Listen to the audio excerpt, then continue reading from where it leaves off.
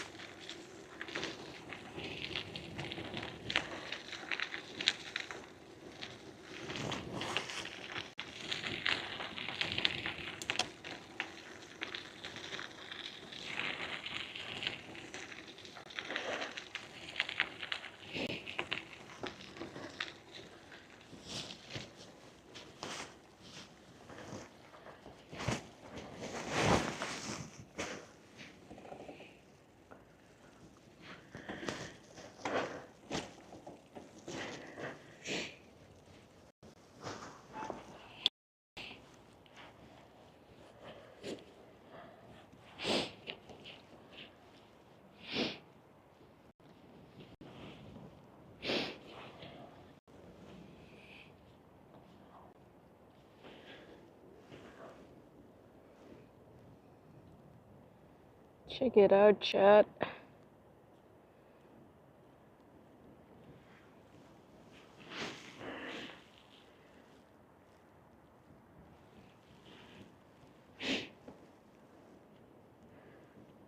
Check this dog out. The dog is dogging.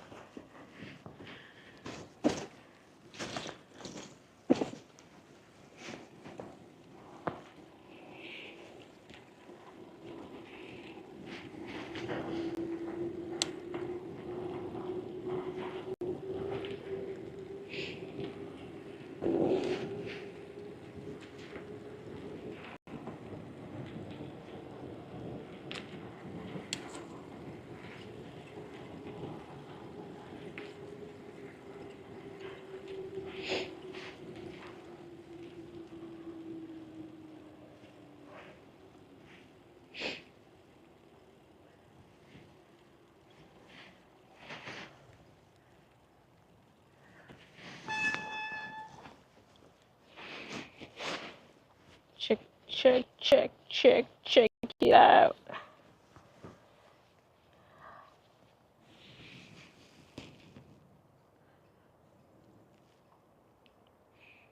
This guy is just eating, going about his business. Same thing over there. Fucking spot. Just doing that thing.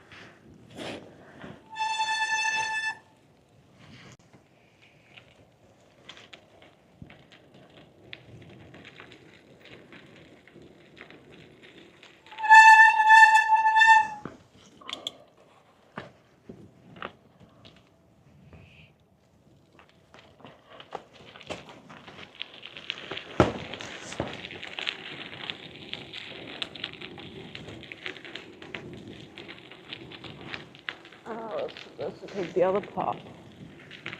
Oh well.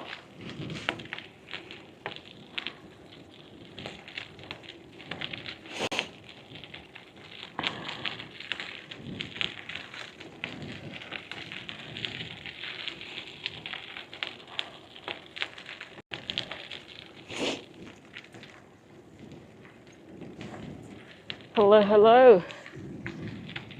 Evening. Thanks for the sub.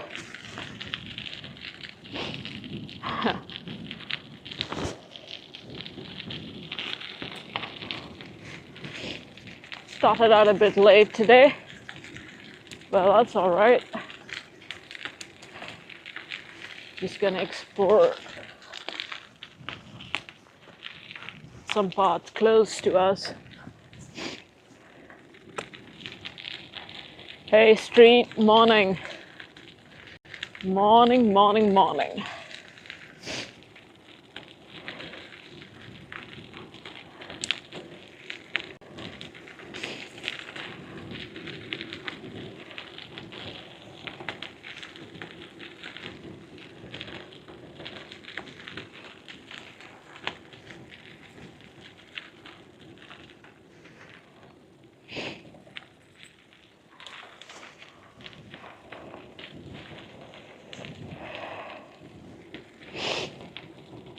It's snowing. Nice. It's actually even snowing in my town. I'm not currently in my town, but yeah, I missed the snow day in my town. Oh no. At least no rain, yeah. Good thing.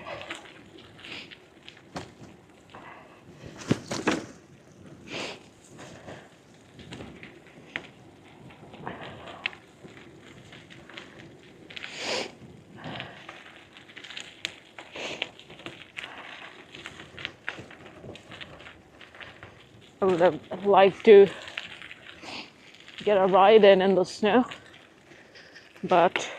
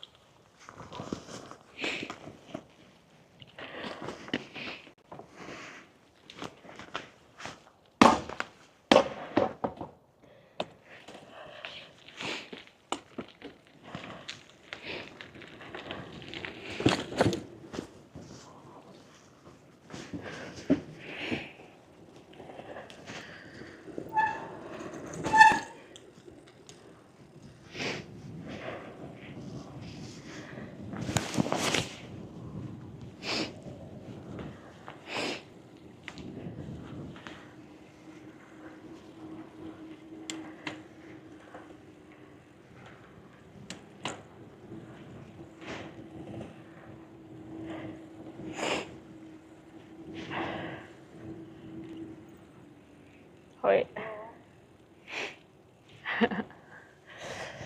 Dog, dog, dog, dog.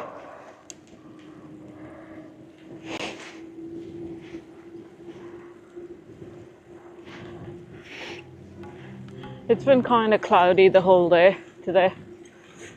I haven't had a chance to step out really, but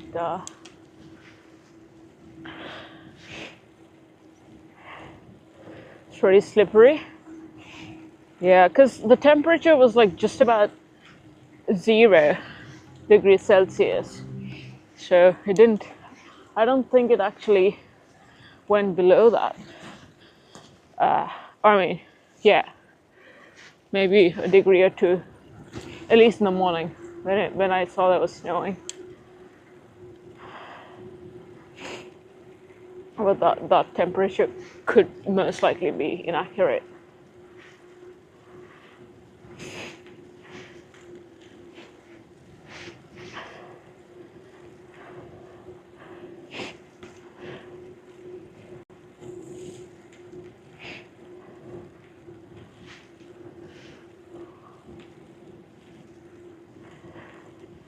Yeah, initially I was like, oh, I want to go to like a mountain bike trail close to one of the green patches. I don't know, maybe take a train, reduce the road miles or whatever. But per usual, things are not compiling. So,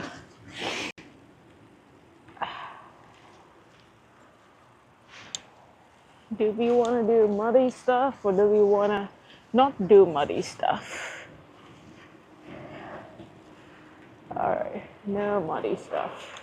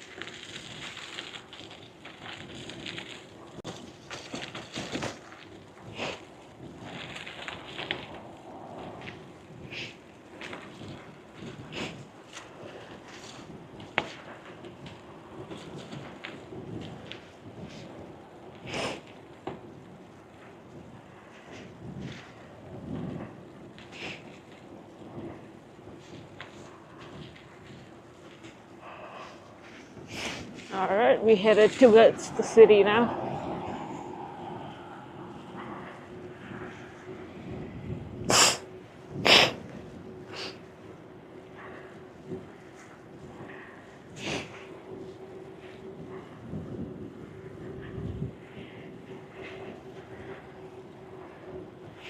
Oh yeah, I put them as close to the heater as possible, but not directly on the heater.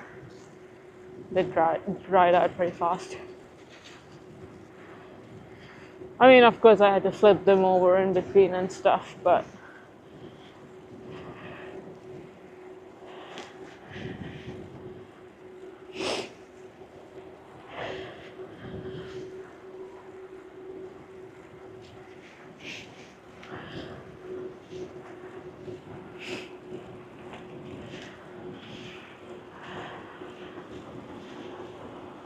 yeah, I was gonna go throw them in the dryer at the campsite if if they're not gonna dry.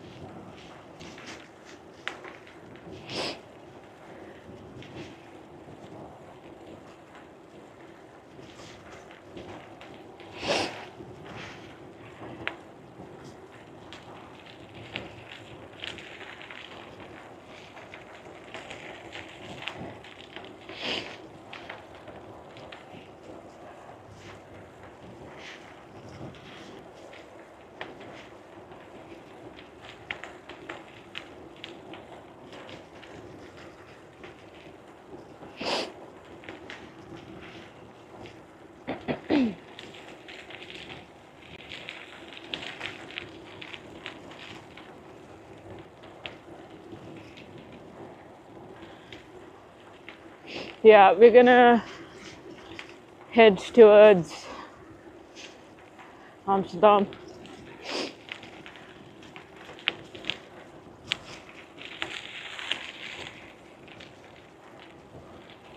And maybe either tomorrow or day after, we'll go to a bunch of trails near Nader Busum.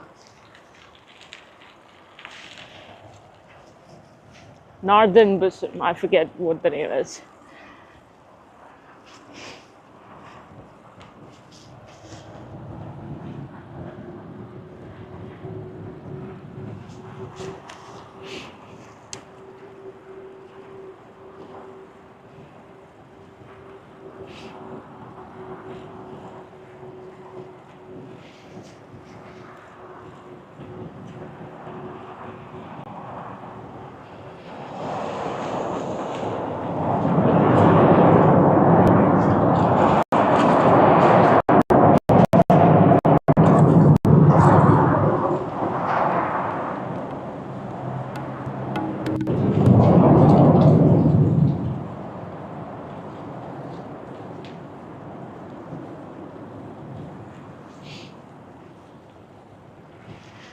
Huh. Left here, left where?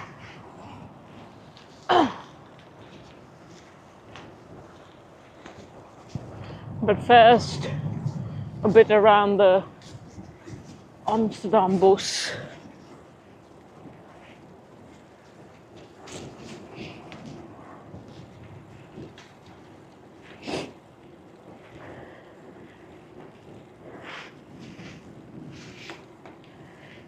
Just to get some foresty vibes in.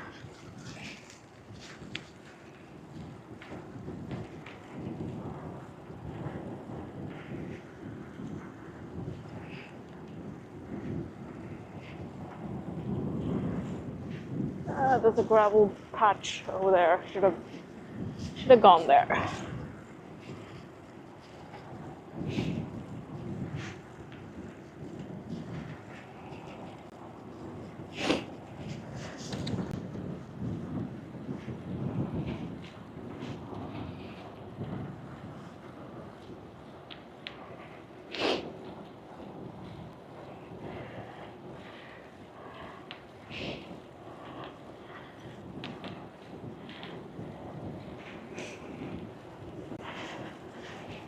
Yeah.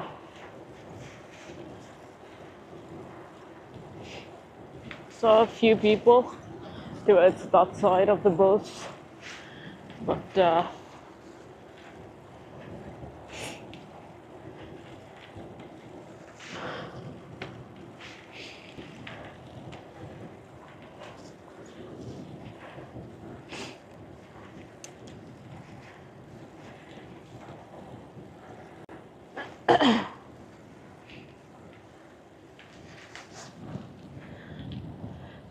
it's pretty quiet.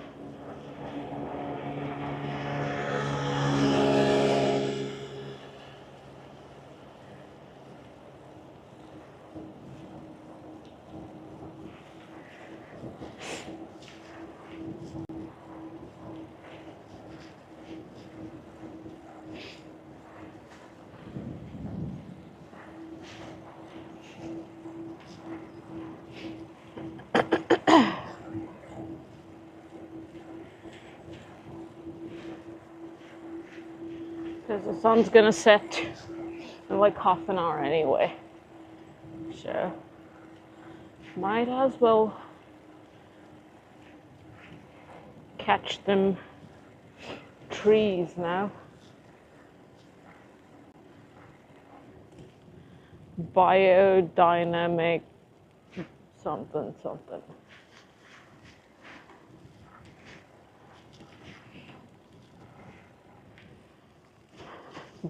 Bed drive.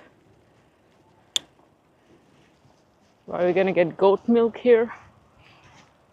I would assume so, because they've got a goat at the gate.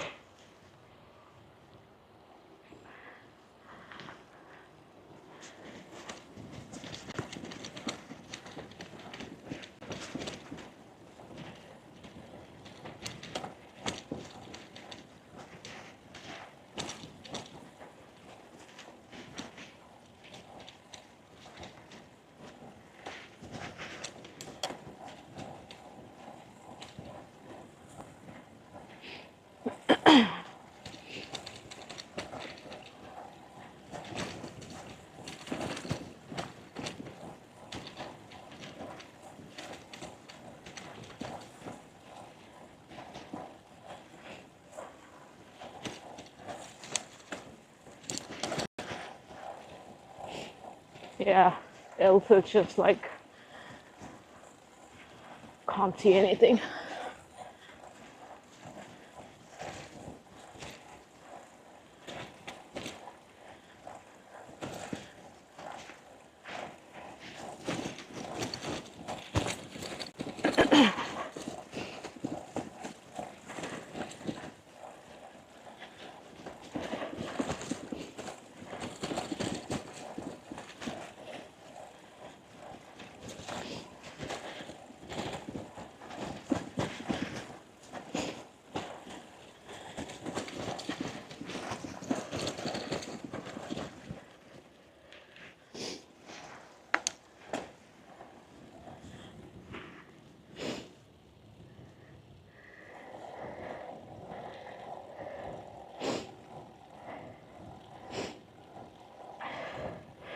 Hey, Nescor, missed your message on YouTube.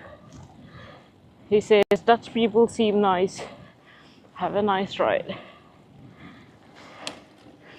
Yeah, you got nice people everywhere. Alright, let's head towards Amsterdam.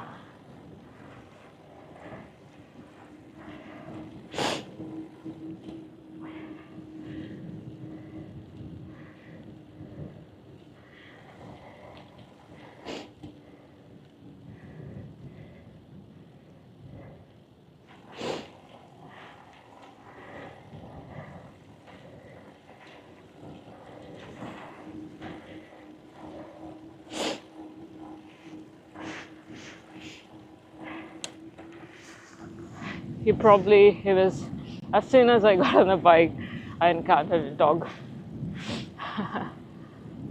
a dog.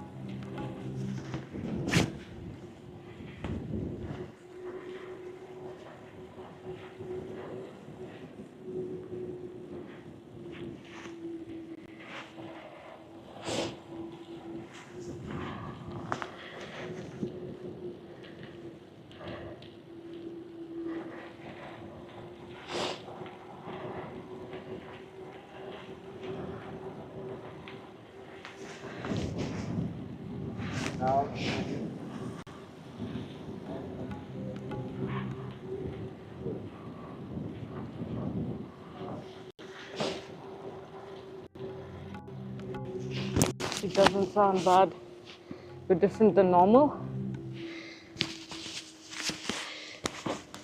Different than normal. I can do a quick check actually.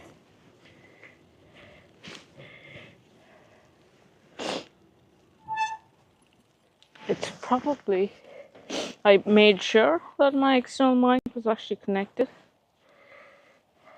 Okay, it's on there. Let's see. Hello, hello, check. Check.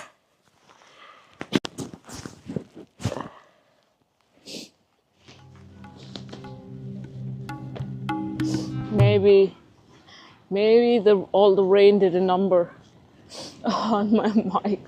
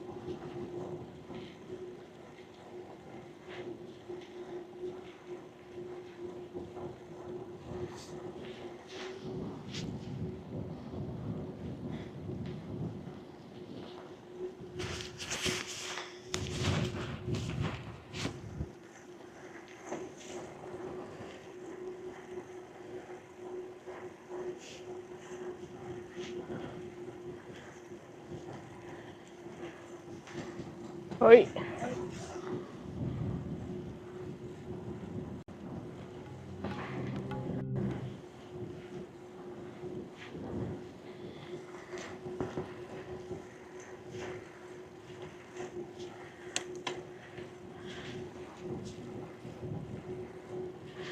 Could be. I've not. Yeah.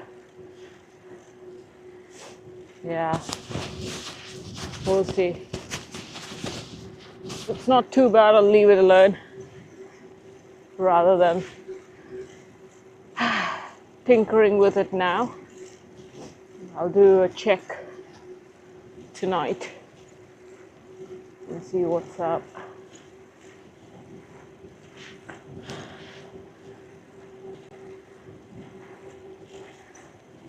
Yeah, I'm most likely just gonna get rid of my external mic as part of the setup and just use the internal mic as soon as I put some dead cat on.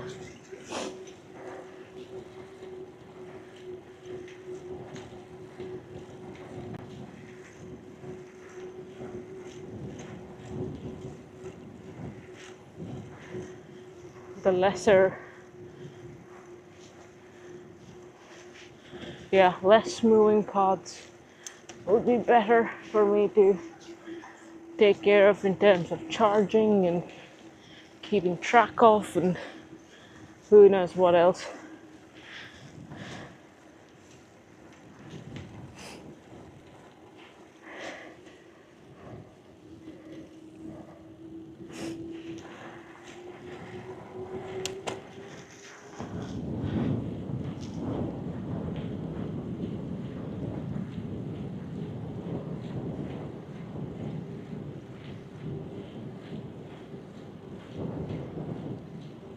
Kind of foggy as well today.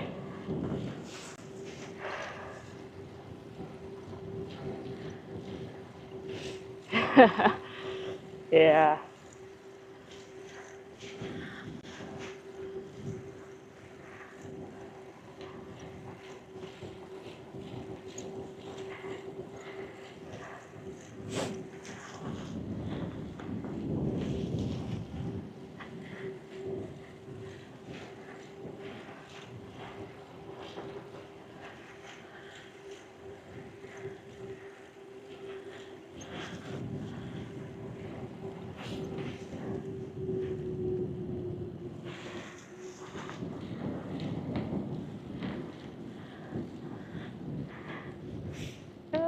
these guys are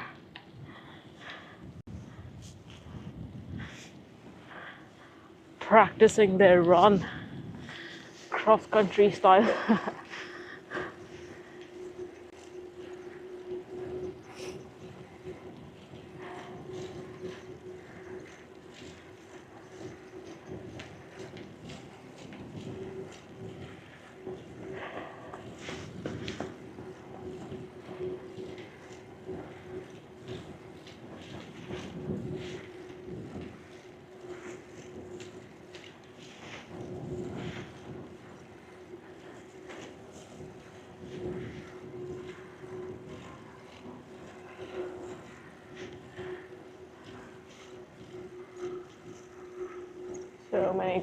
So many birds on that tree.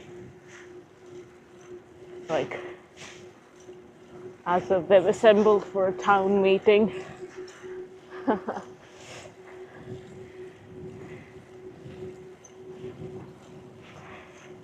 This guy's getting after it, getting a run in.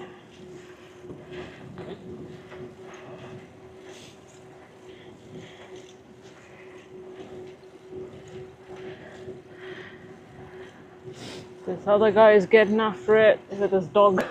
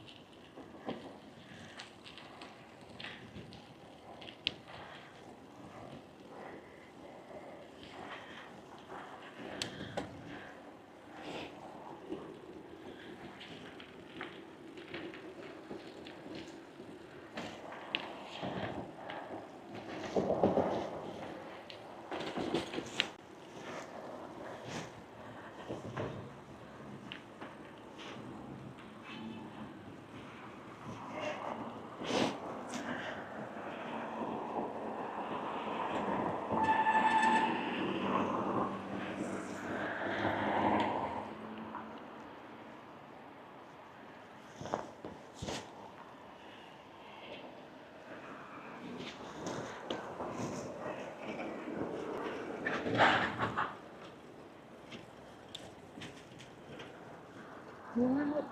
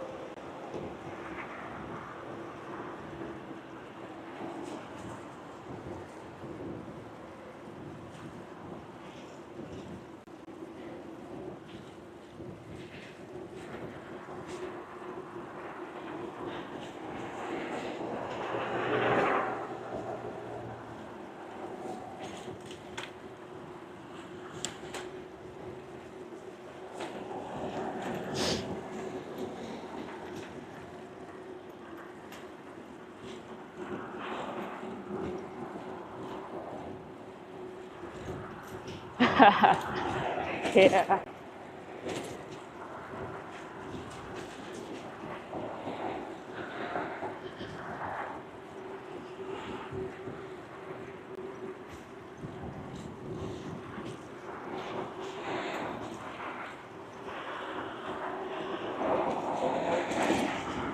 Gotta appreciate the contrast. It's like entering a different portal out there.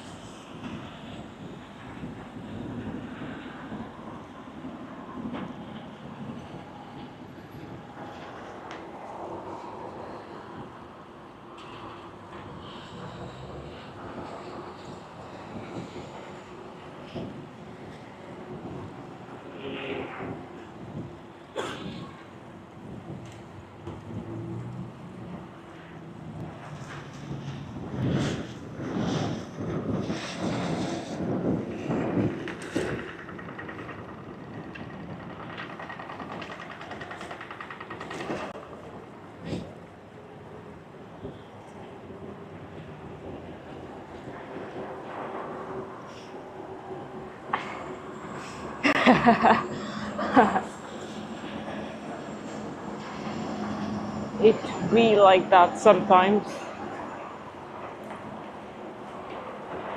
For rest,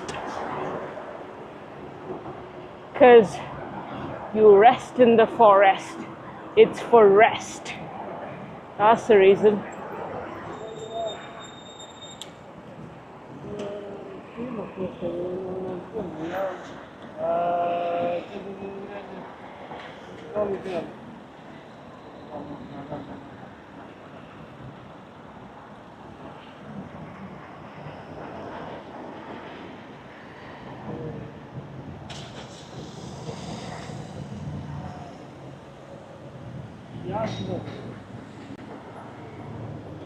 You're gonna be waiting in traffic lights a lot today.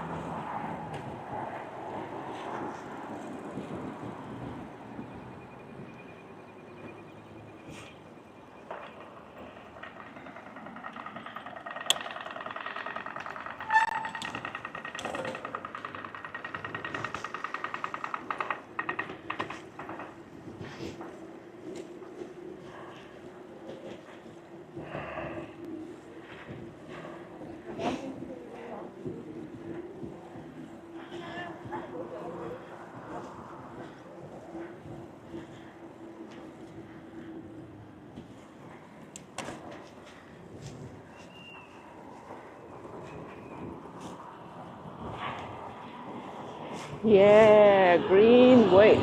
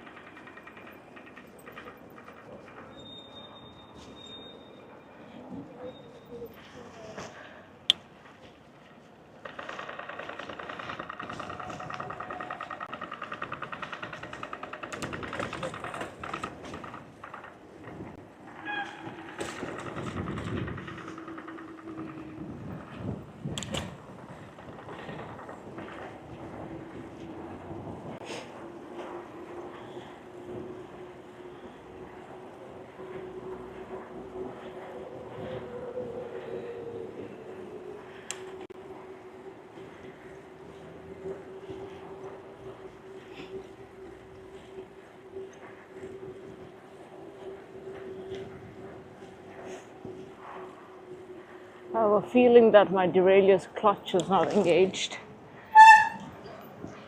Let's see.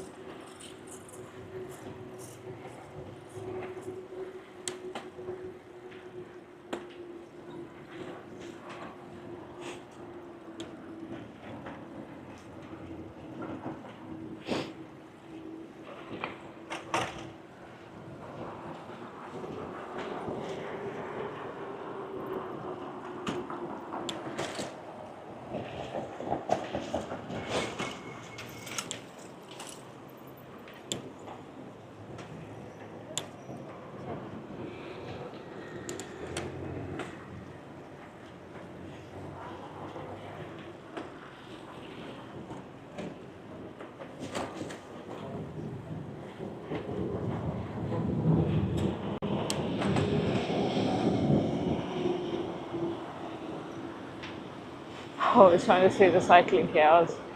Yeah, it's like, what kind of rush are you in? Isn't my question.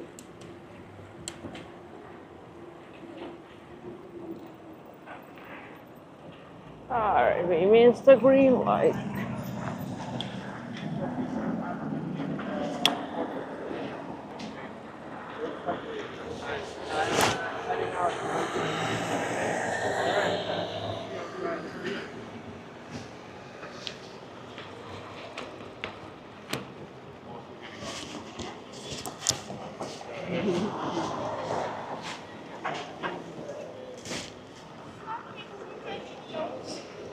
Sorry, wat voor een fout? Dus ik zeg echt niet normaal. En het eigenlijk is wel dat ik mezelf daar zo hoog in zit. Can't quite swing, but we're Als getting ik there. sorry. Dus ja, ik neem het op en lekker hoor. Ik kijk mij even aan en ik neem het stil. En echt gewoon weer 3 seconden en hij ook echt van, wat? Fuck? Als in 2 weken geleden. Okay. I see. And then when it reaches one, then it starts swinging. Alleen maar even zetten, nee, en wat ga je dan doen? En bla bla bla. En alleen maar zeggen, oh, sorry, nee, bla bla bla.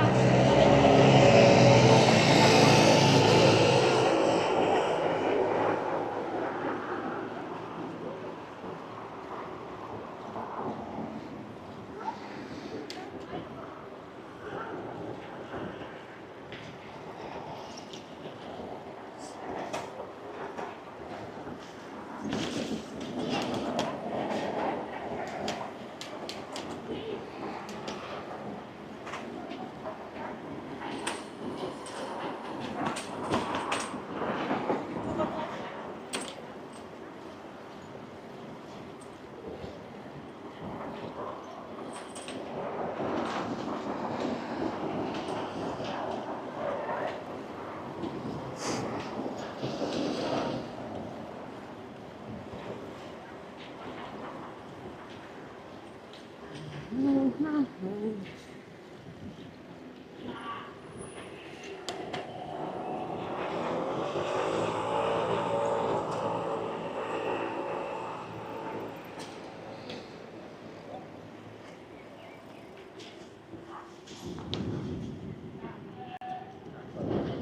hit the park. We have hit the park. Wandel, Wandel, Wandel.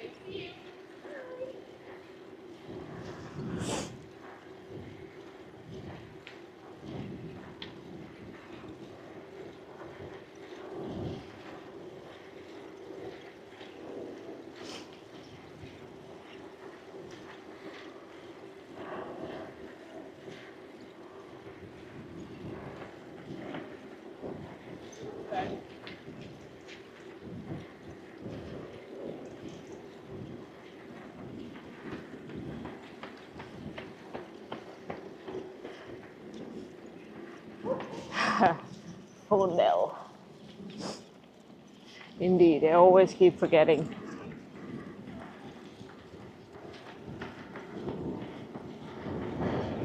That the V's are first.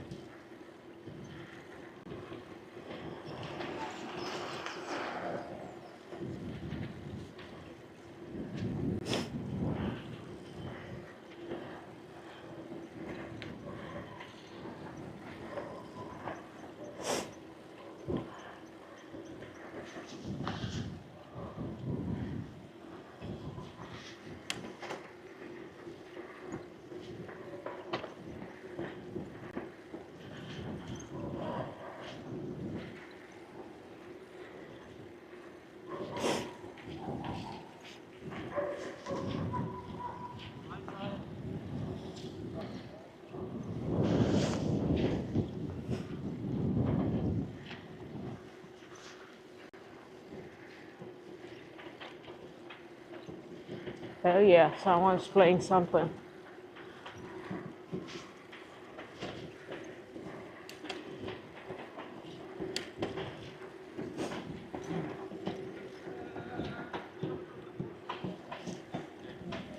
Got some drums.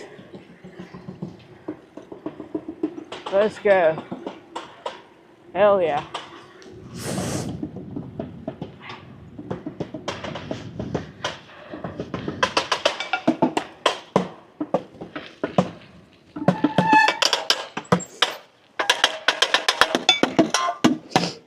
El corte llegan.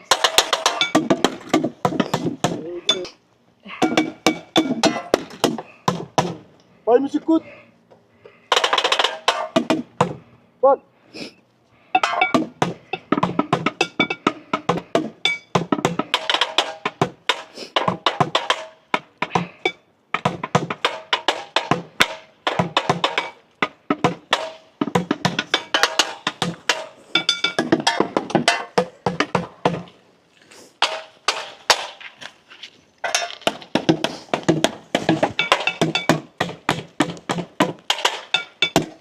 Bak bak.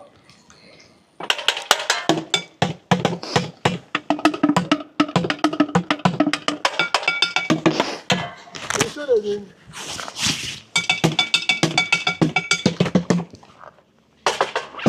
Gel kartele gel.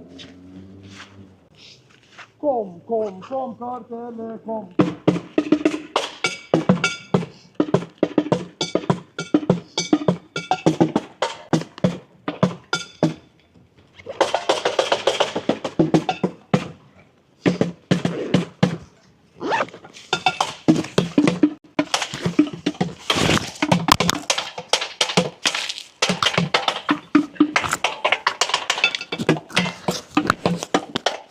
Keep shot. Unfortunately, I got no change on me. Thank you. Shot.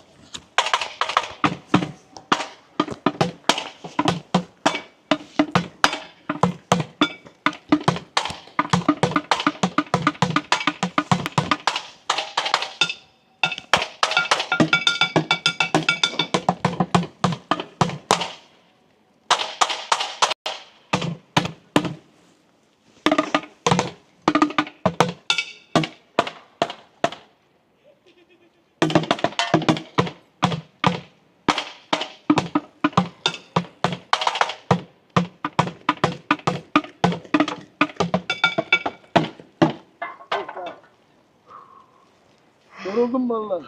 Yeah. Müzik gut. Music is pretty good. Yeah. Very true. Yeah. All You right. from? I'm from around. I'm coming from Groningen. Yeah, friend, chicken. I checked. I don't have any change. Yeah, that's what I was doing. Thank you. Yeah. All right. Have a good day. Thank you very much.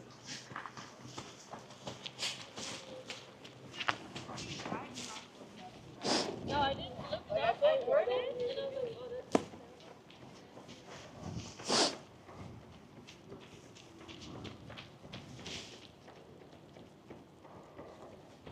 They've got to have a QR code up there.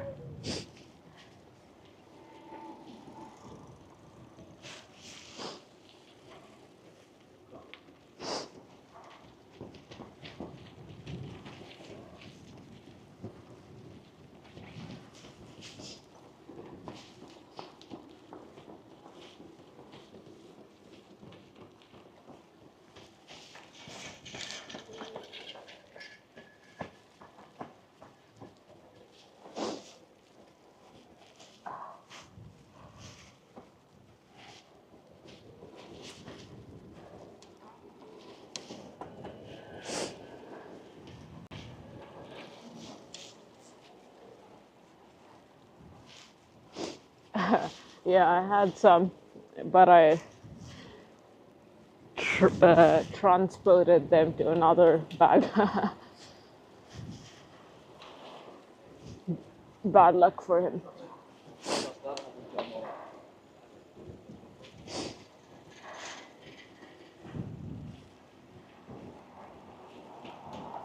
Today,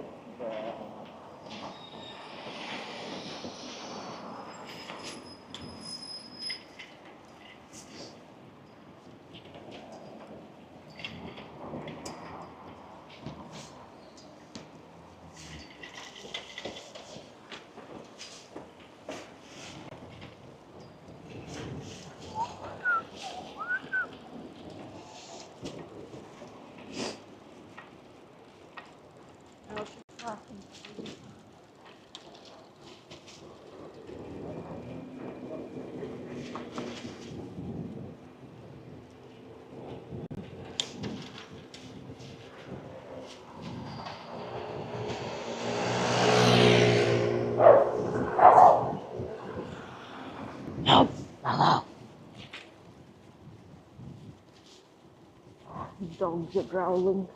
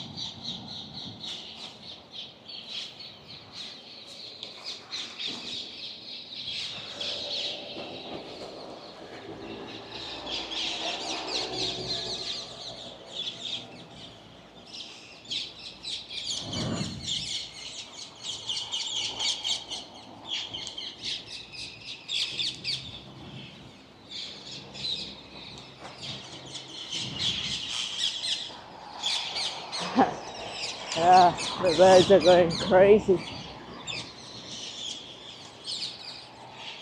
They're going crazy.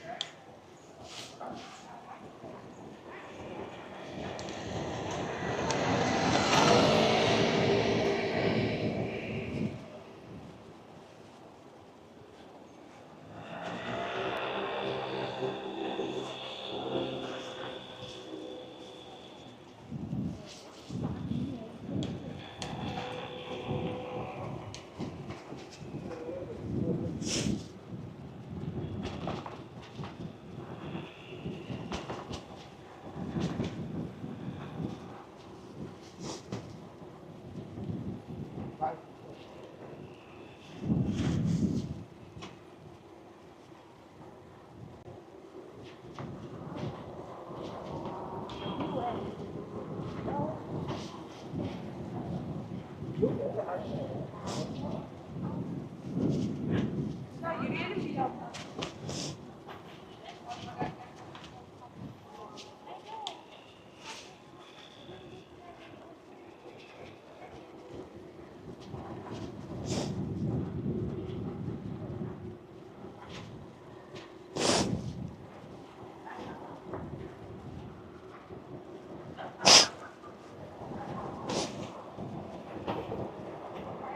je niet met een papa doen, hoor.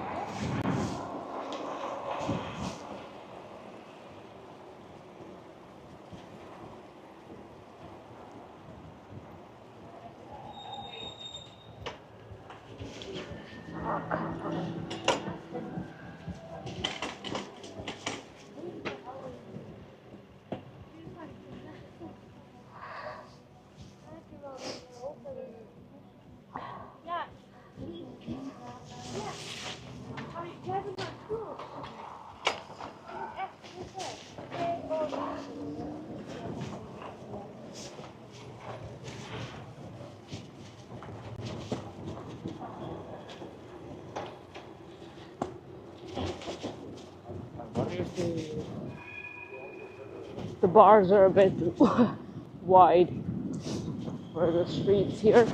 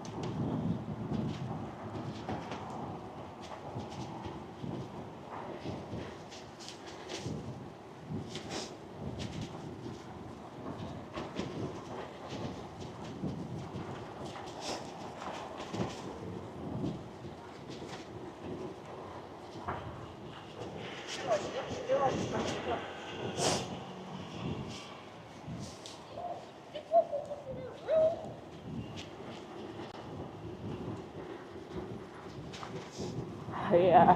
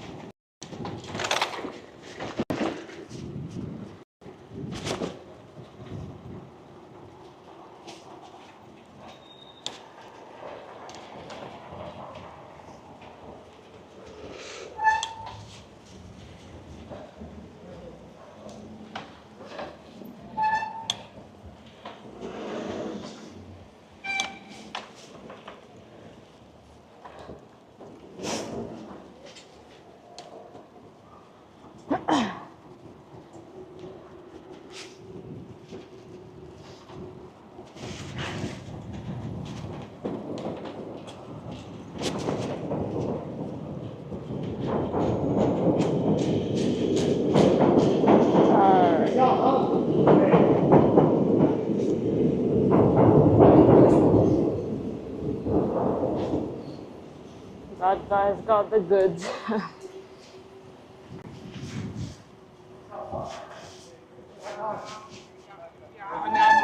You are there.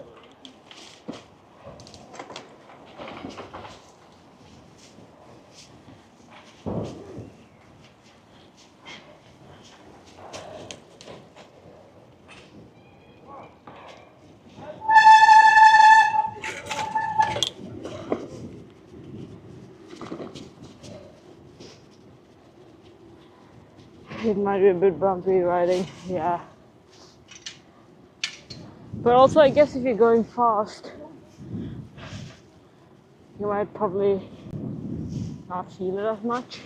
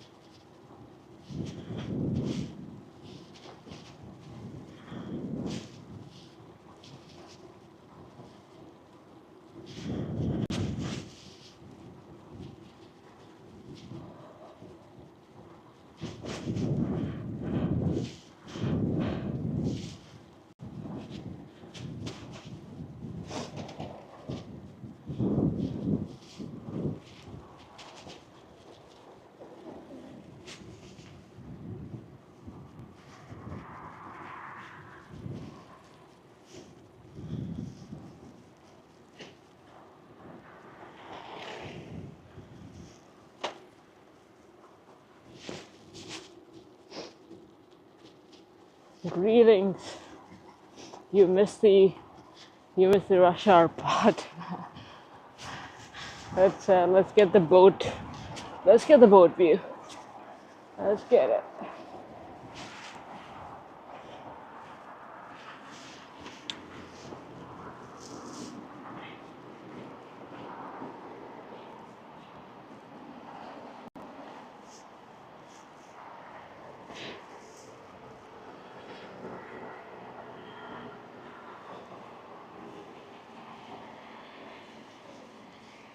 Boat houses galore.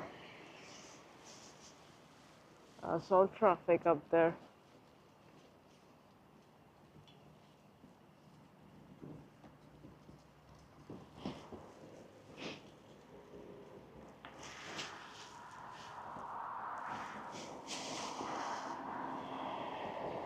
Yeah, it's people in office buildings that God knows what they're up to.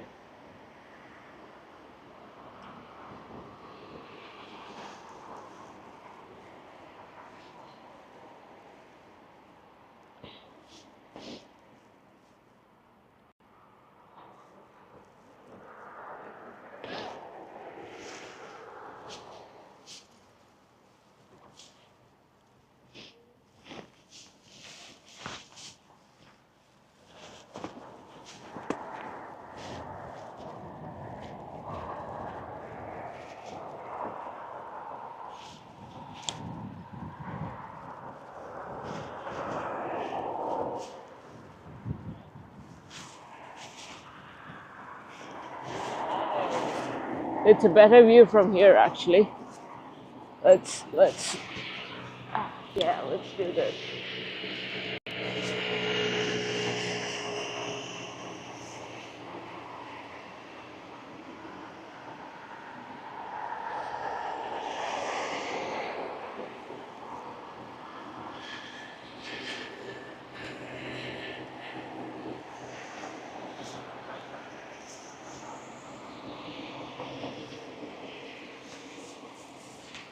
They're not boat houses, they're just boats. I said boat houses, but they're not. Could be.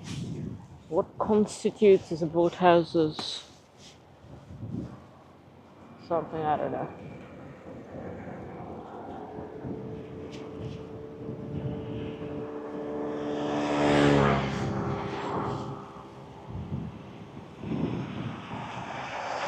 Yeah. It's been a bit foggy right from the start now. But it is foggy for sure.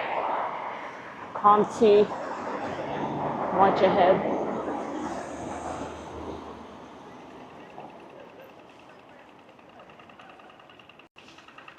Oh, we should cross here.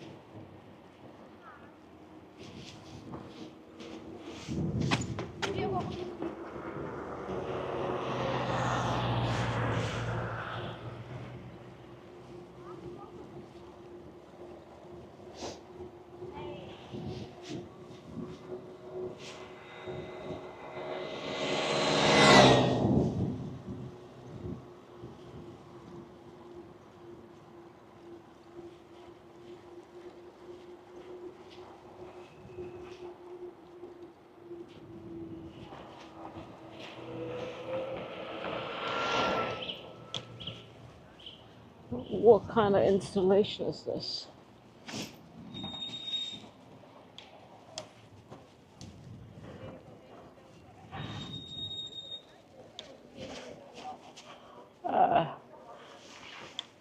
It's probably just some stuff inside. I don't know. I'm not too curious to go check it out.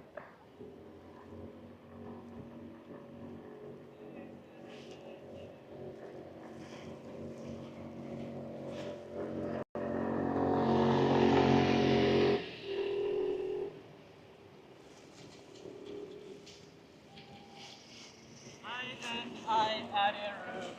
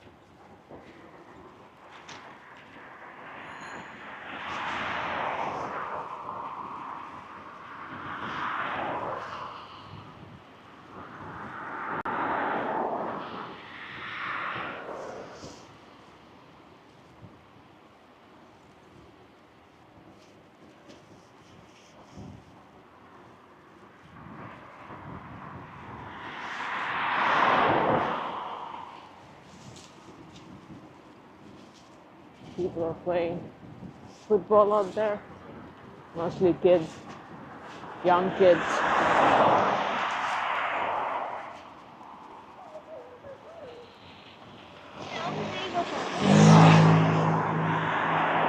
Oh, lights look so bright.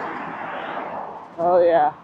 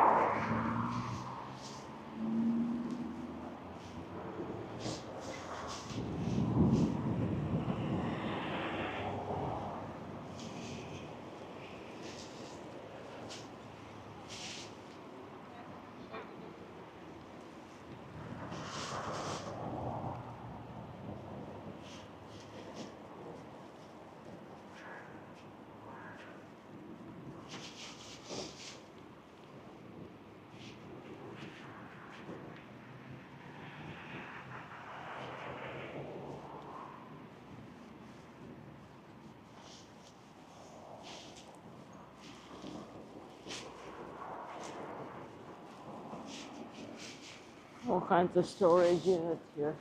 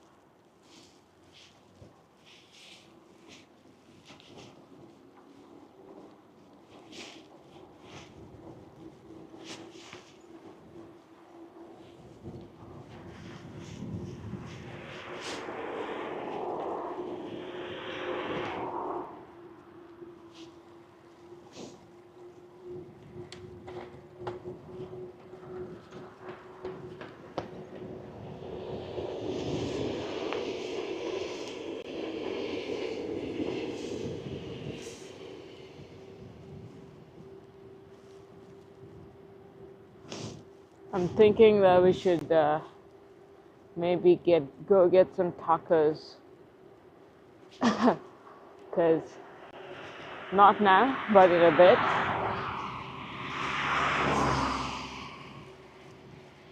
Maybe some good ones. We'll see.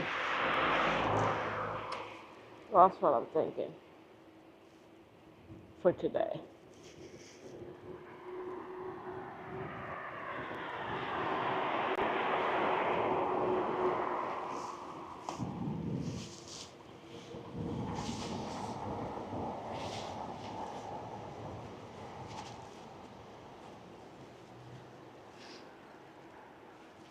Taco Wednesday.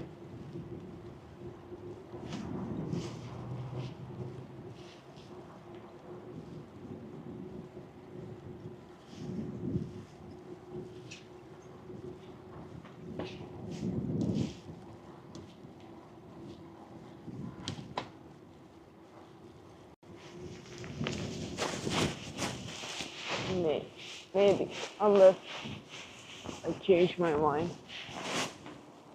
in like half an hour. This road is closed. Okay. Why is this road closed?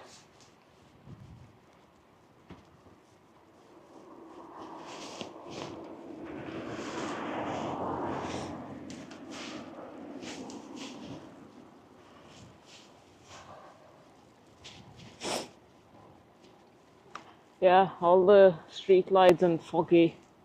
It looks a bit dystopian. foggy street lights.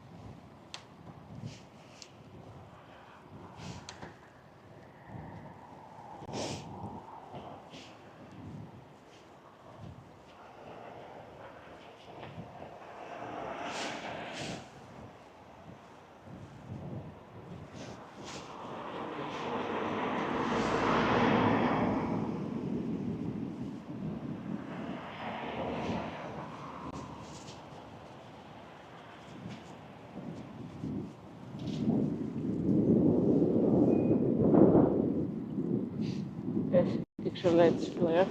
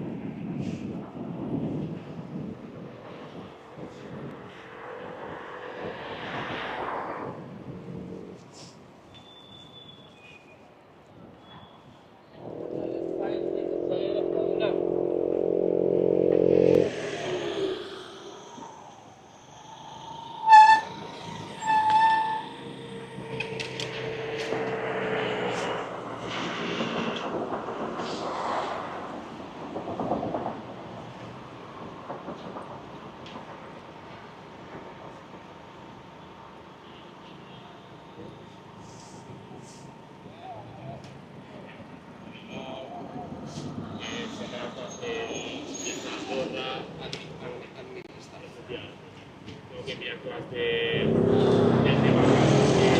quello di White il fatto però combinare casino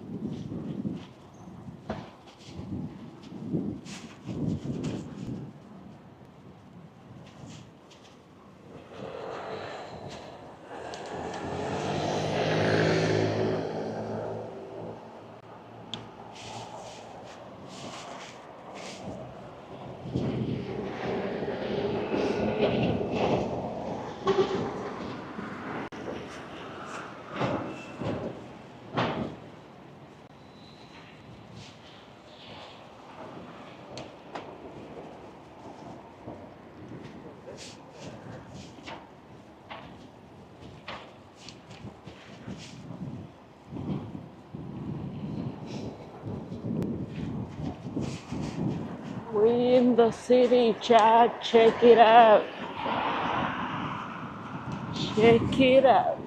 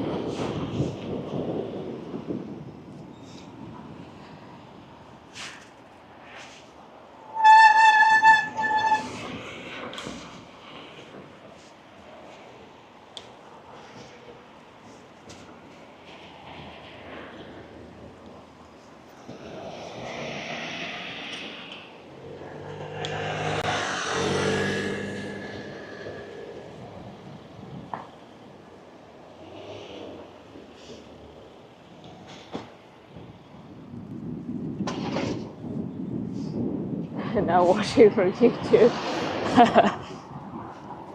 Whatever works for you, Wes. Whatever works for you.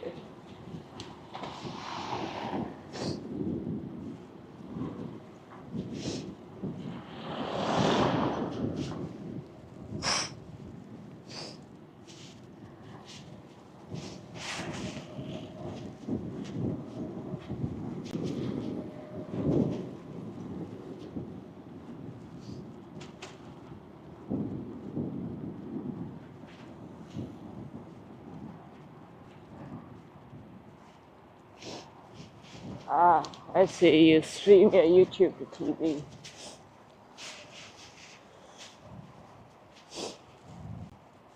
Urban jungle interest. Yeah, looks pretty much like it.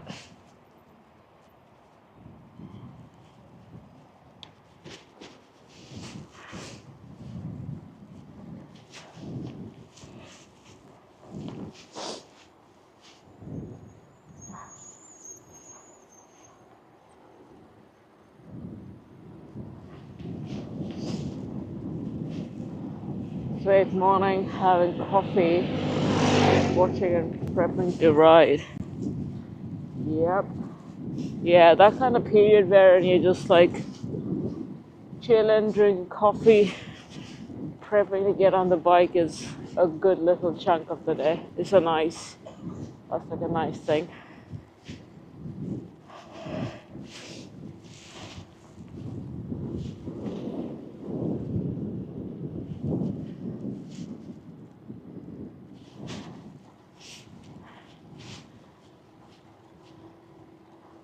Yeah, the first couple of hours of the day, I always kind of tinker around, do some odd jobs, get the body moving.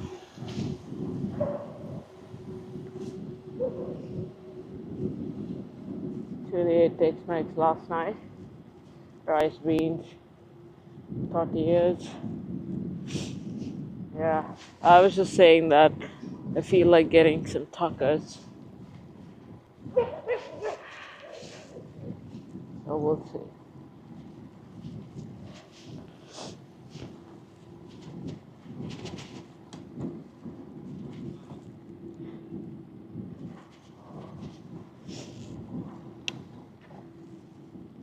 When I'm not home, obviously the morning routine is a bit different, but the basic ritual still stands.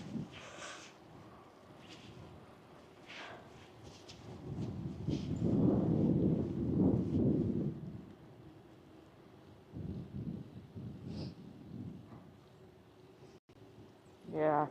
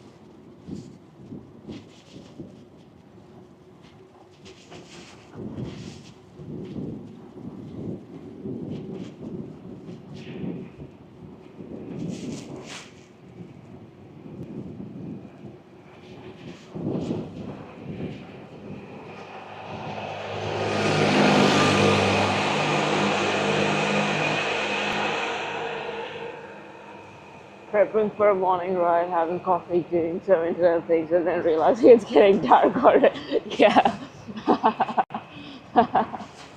Yeah. Yeah. Where does the time go? Where does the time go?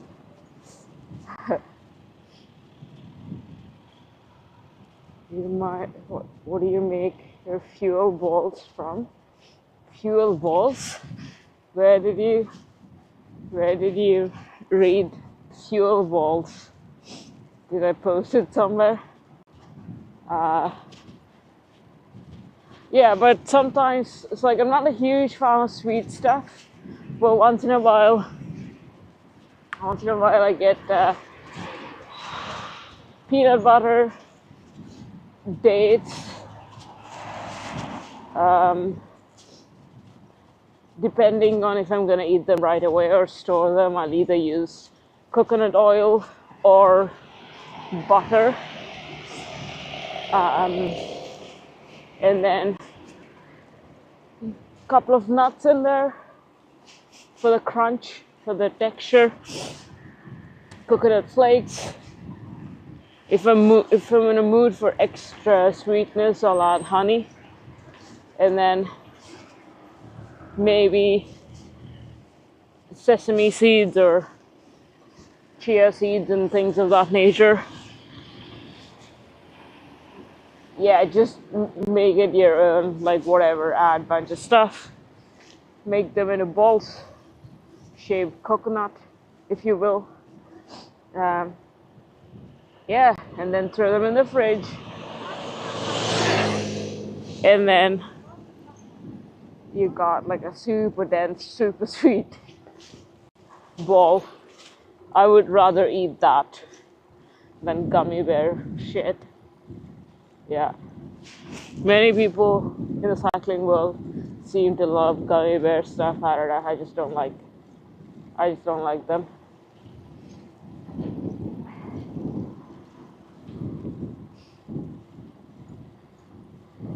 But yeah, those are the fuel bomb, fuel ball, whatever. Basically a super, super dense mixture of stuff.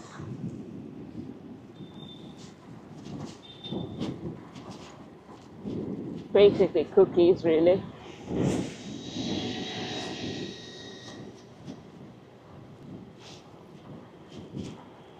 But I tend to overeat them, so I don't make them all that often. Because if they're there, I would skip like a proper meal and then just eat them because they're there. So I gotta be careful, because I'll overeat them and then I'll get a stomachache. Yeah, anything which is like easy to grab and eat, I gotta be careful, because they're especially the ones which taste good and are easy to consume. But yeah, those are the ones. Many people even throw in like chocolate chips or whatever. I don't know. I feel like the chocolate chips overpower the other flavors, so I don't add them. Everything becomes too chocolatey then. But I like to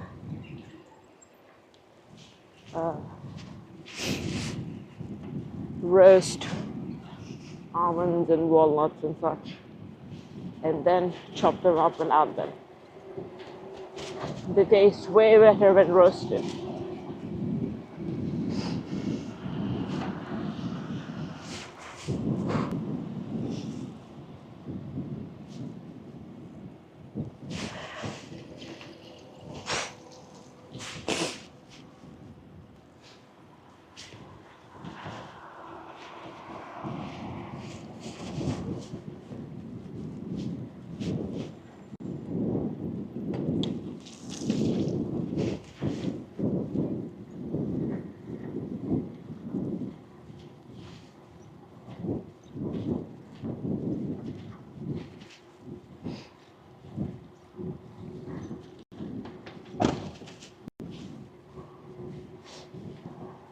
Or actually, I just even like eating fruit with nuts. It's like the squishy fruit.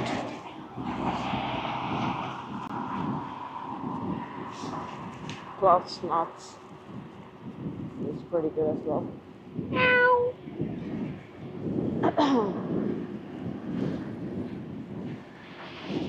Yeah, try it out. All you need is like a wet base with the dry ingredients.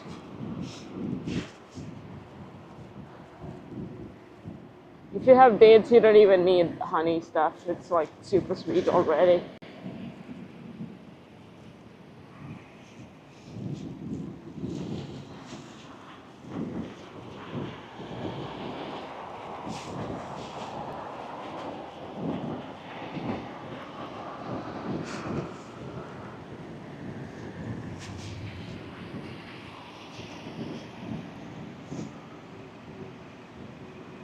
I mean, if I were in Japan, I would for sure eat onigiri with a pickled something inside, for sure. I mean, I don't have to be in Japan to eat onigiri, but I would just buy them at a vending machine for the ease of it. Because, yeah, because rice is like such a staple of South India, and I grew up eating a lot of rice, so I don't eat as much rice these days, but rice would be my preferred choice of carbs if I wanted to. I would rather eat like 5 cups of rice than gummy bears.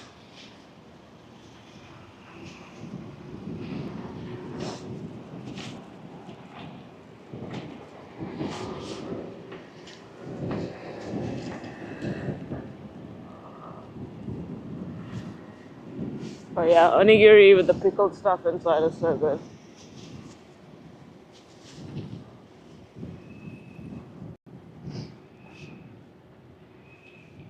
Boom boom chicken. Explosive liquor.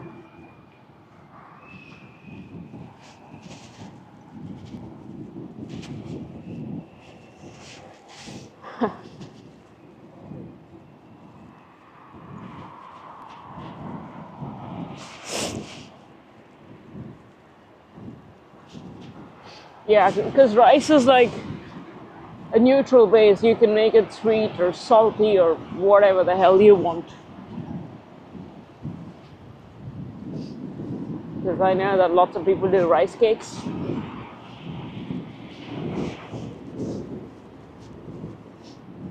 Or rice crackers. Oxa does rice crackers with peanut butter, I think.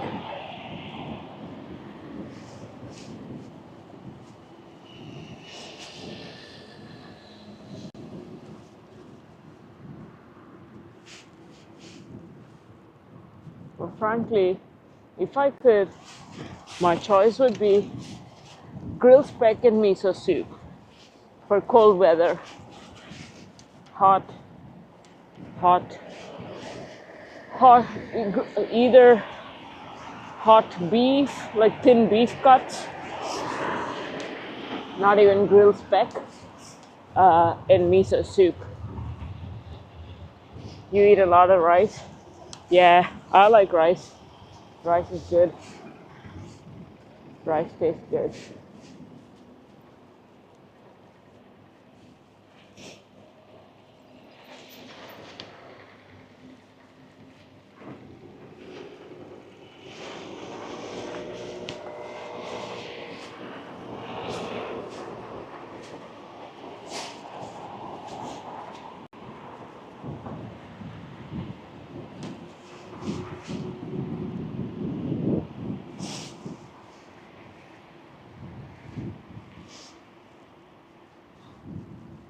Yeah, summers is always kind of a bit tricky in terms of summers I mostly like to drink stuff, but yeah, summers it's mostly fruit and nuts. I'm not a huge fan of eating other stuff in the summer. on the bike. Like crackers are super cheap, yeah.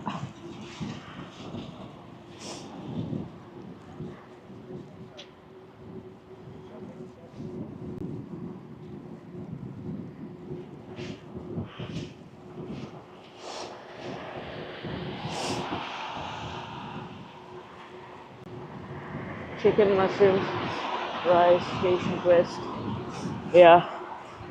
But if I'm going camping with other people and we're cooking together, obviously, like, I'll just eat whatever that we buy as a group, which is always, because the group I've gone camping with is mostly full of vegans, so it's a vegan centric meal.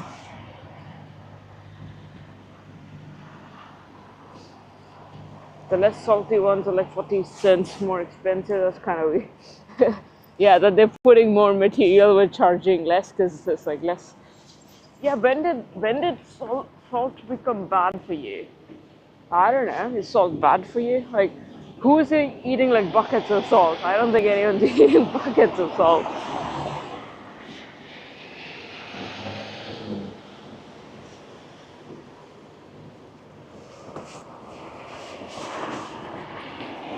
The night before meal. Yeah, I don't have any specific the night before meal ritual because I am always writing similarly. So I just eat what I eat normally.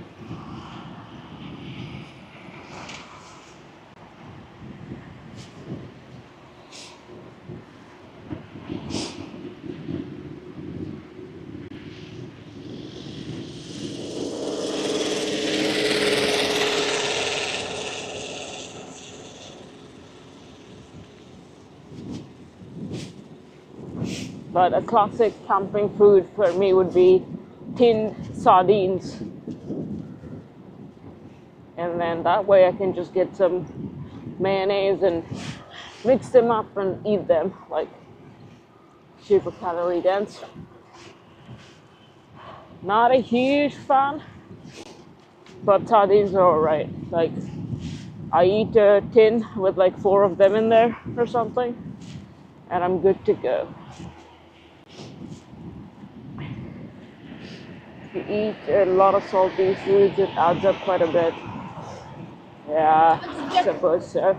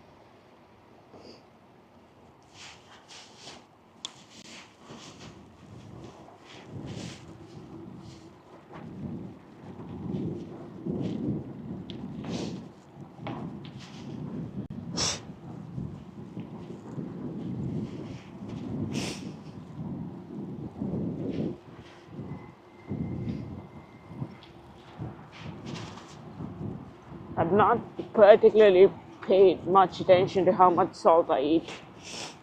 Maybe I should. But I don't know. It's not like I'm eating chips all day long.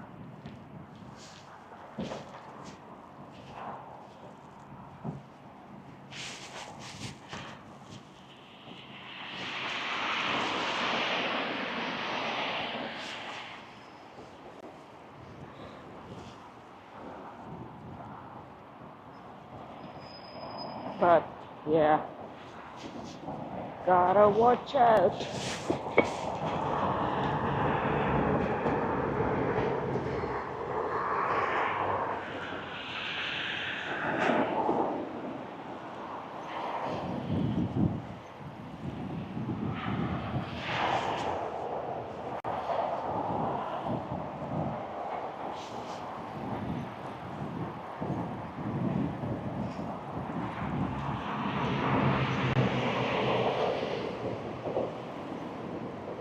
Oh yeah, I do potato like sweet potatoes once in a while.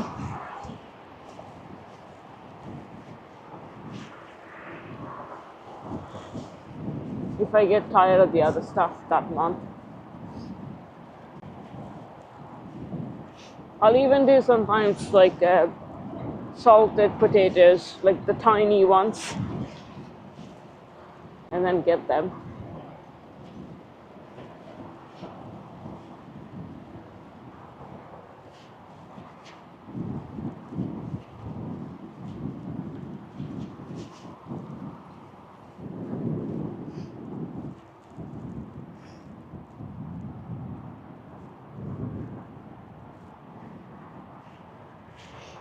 Okay.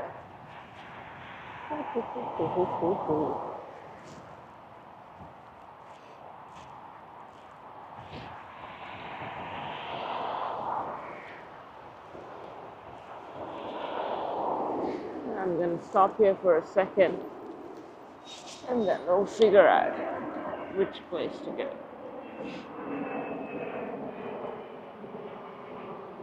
Tacos. Tacos. Near me.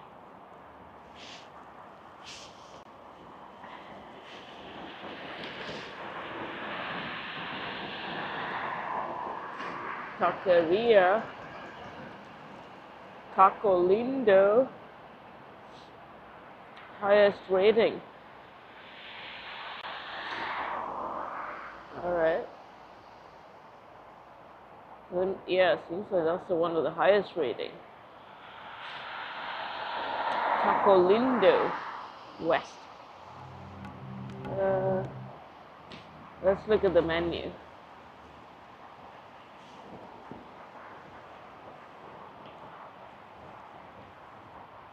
Hold on a second, chat. I'm gonna show you what I'm looking at. Menu.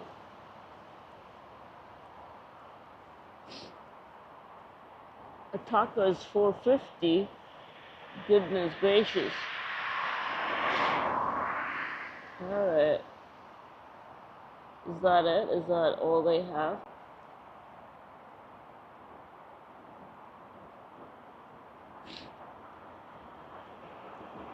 Okay.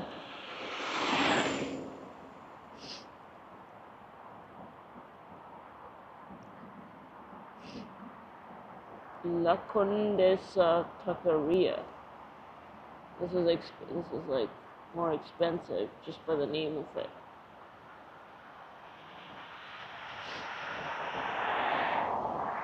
Okay. Let's go to Taco Lindo West.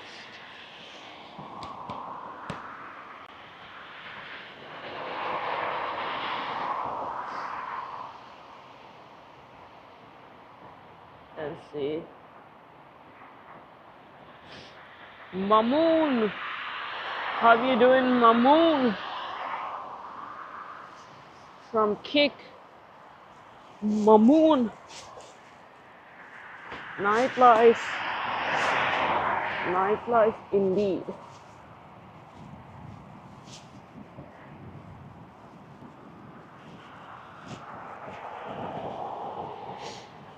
Alright, I'm gonna charge the phone.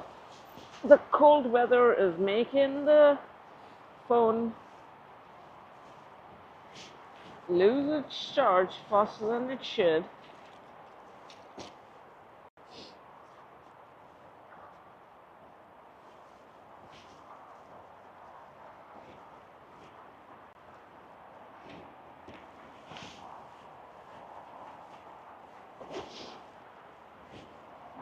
Charge the phone. Okay, where is the spot?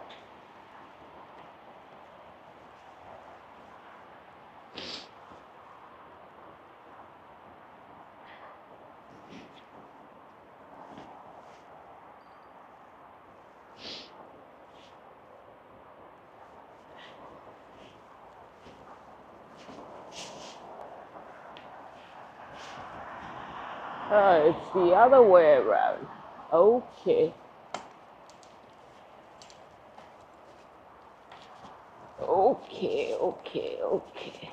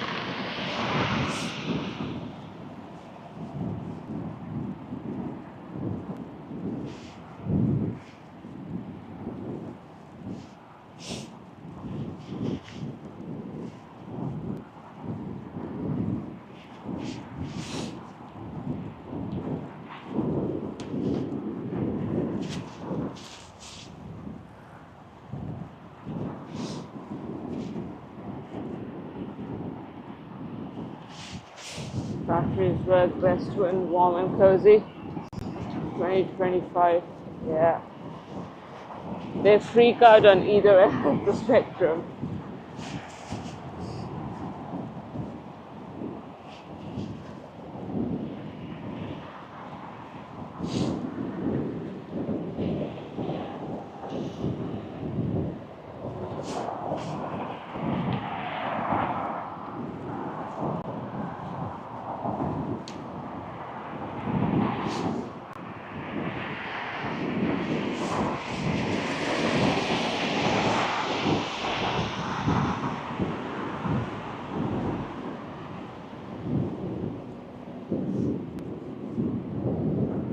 We're riding back to the area we came from.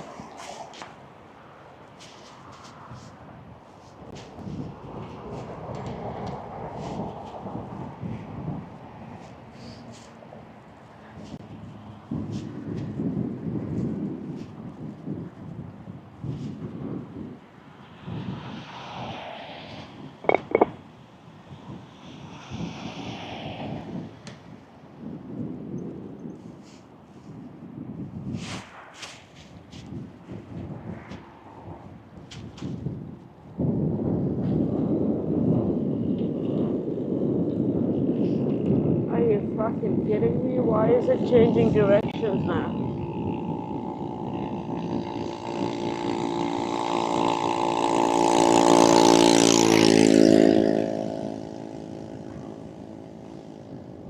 Stupid thing.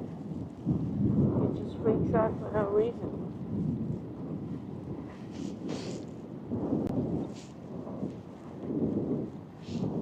Why are you freaking out? Huh? Why are you freaking out? Google Maps.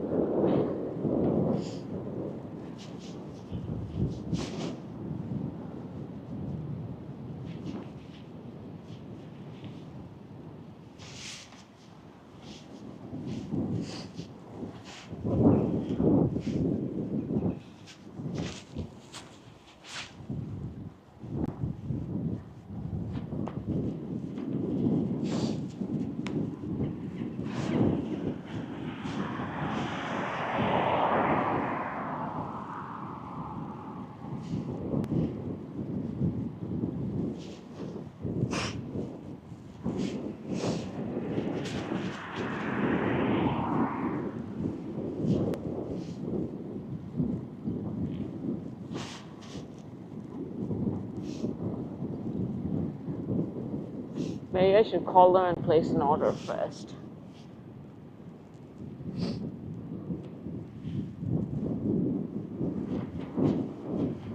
Or maybe not.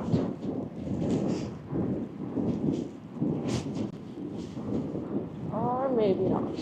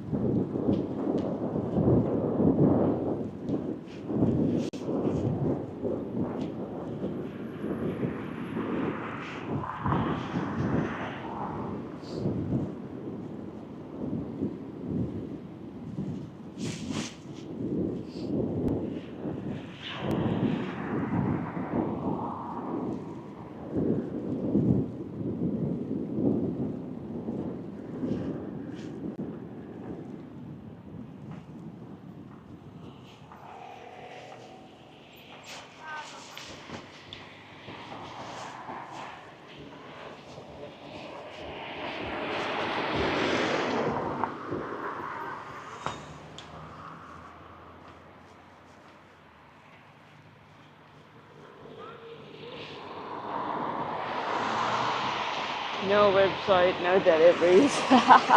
Yeah, I mean, their menu basically just had 1 taco, 2 tacos, 3 tacos. So, looks like that's the spot.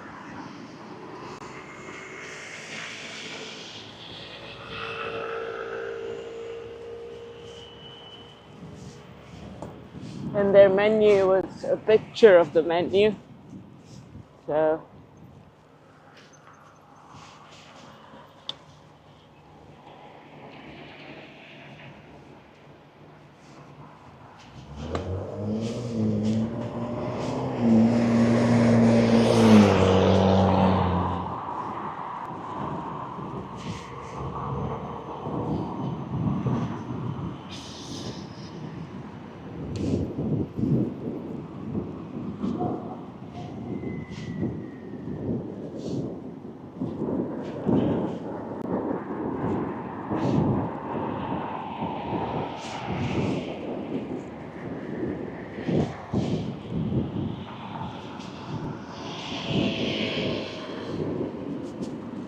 nothing extra, only tacos.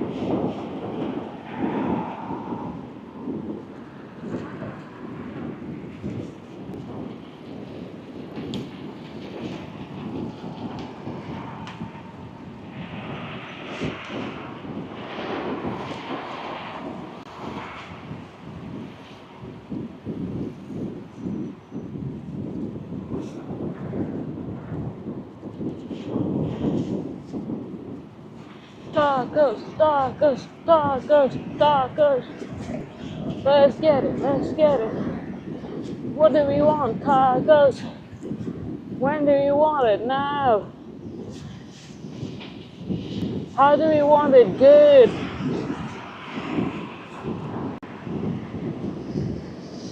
Tacos, tacos. Make tacos great again. Yay.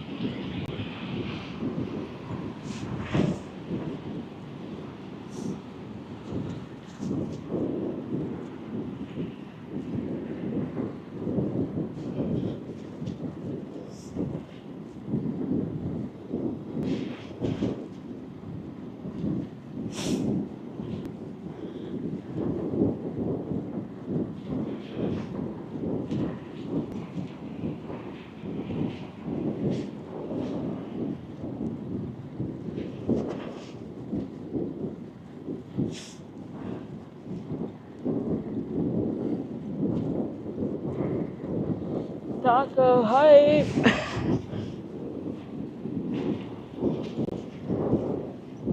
Hype it up. Flip it up. Let's go tacos.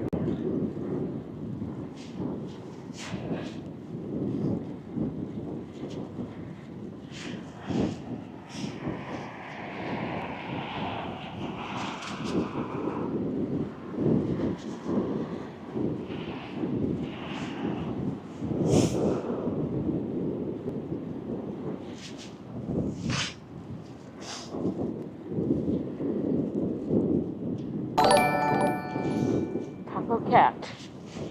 Taco cat. Oh cat. Taco oh cat.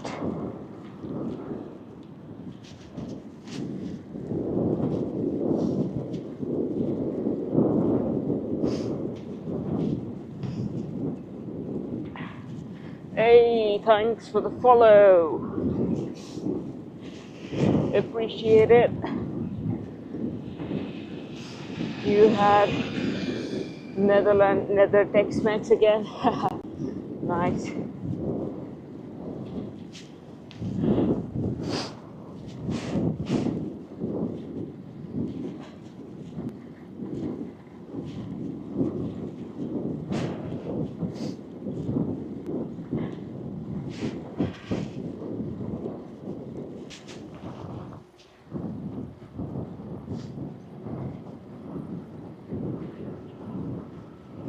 Lebanese flatbread.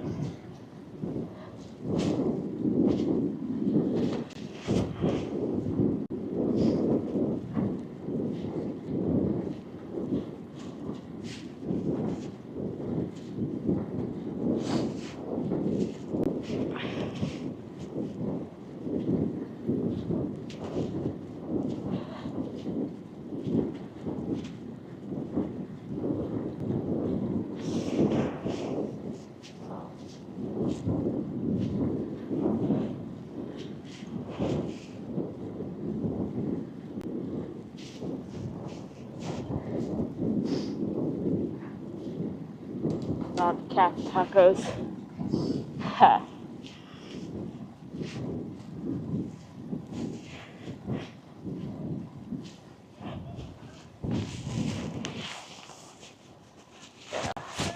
That doesn't sound right.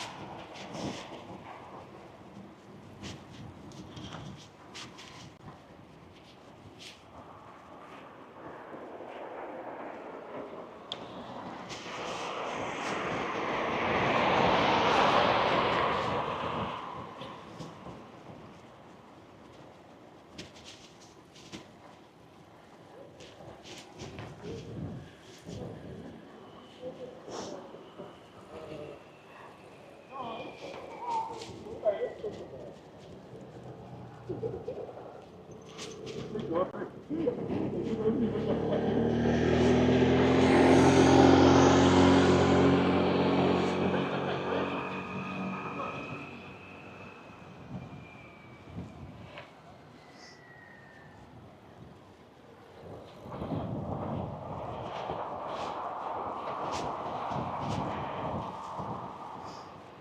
right, we're back, back to the center again.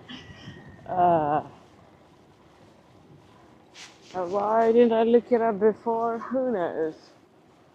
Hey, who the hell knows?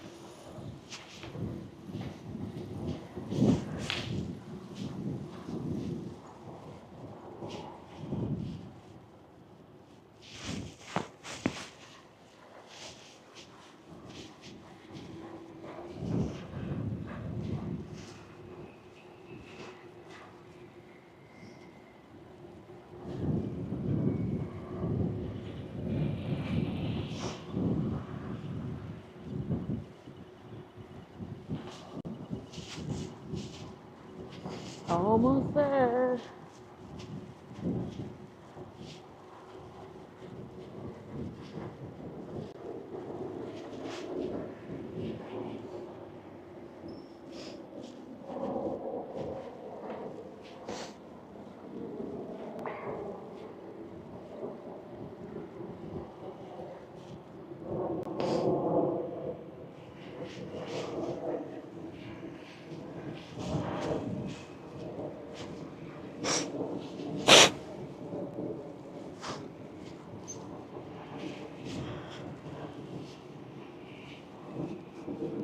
Got a climbing wall here.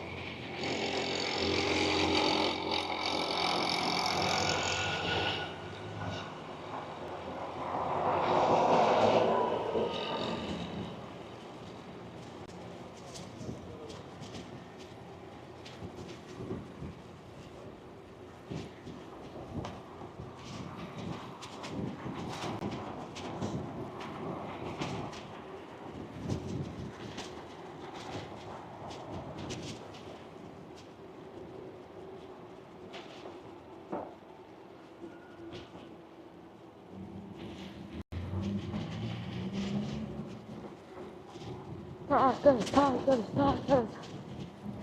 Ooh.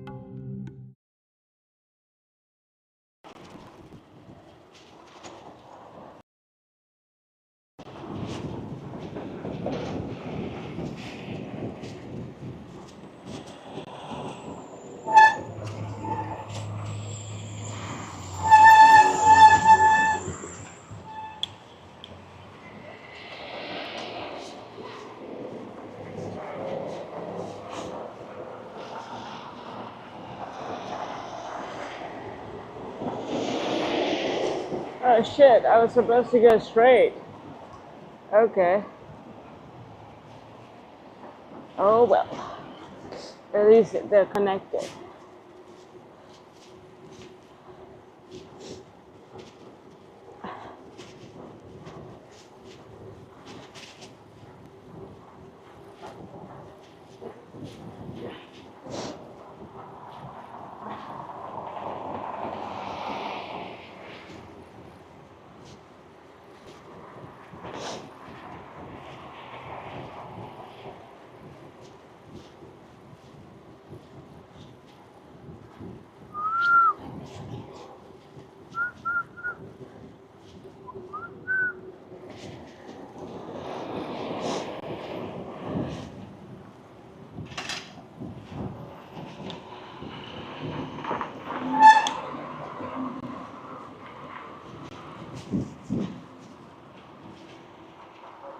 Let's go.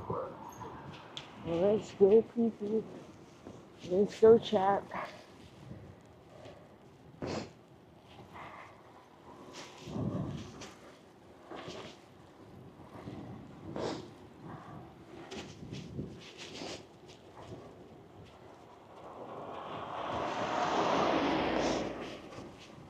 It's summer here, chat.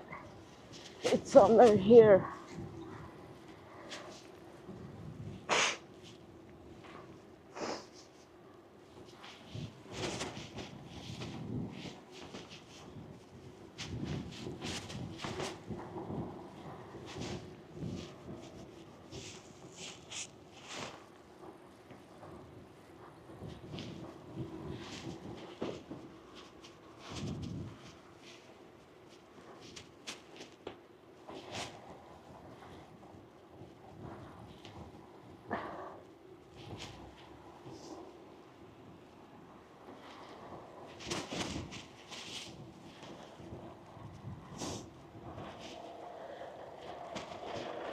Police.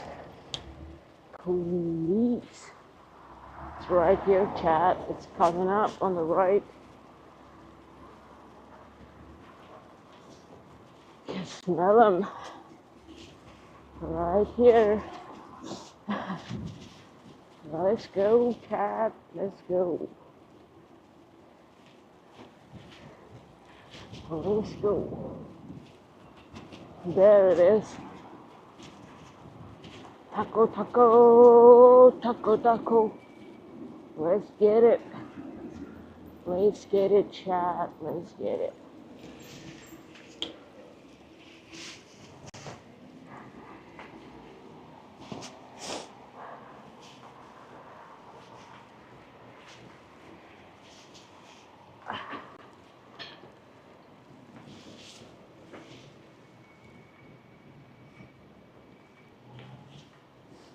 Taco chat. Let me show you the chat. That's a taco spot. There we go. There we go. That's the spot. Alright, we're gonna go in a second. 8 tacos. A bit too much. I don't know. We'll see. Maybe I'll do 8 tacos. We'll do 88. Gonna do 88 tacos.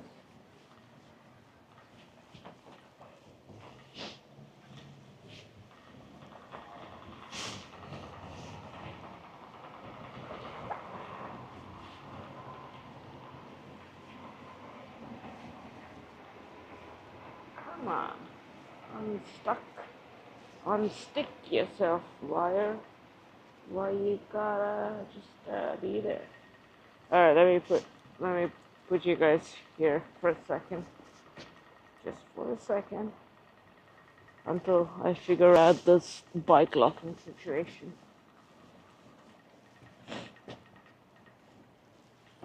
Alright. Alright.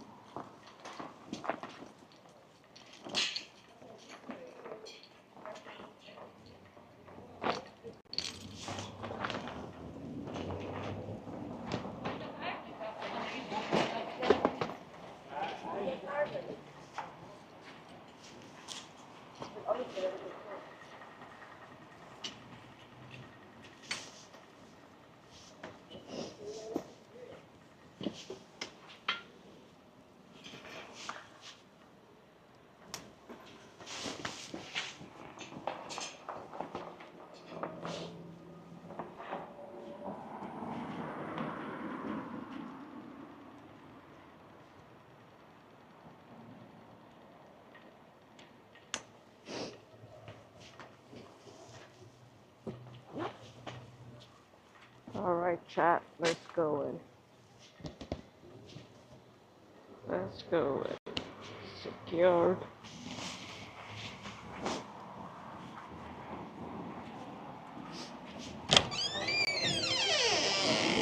Hey. Is it past 8 already? Oh.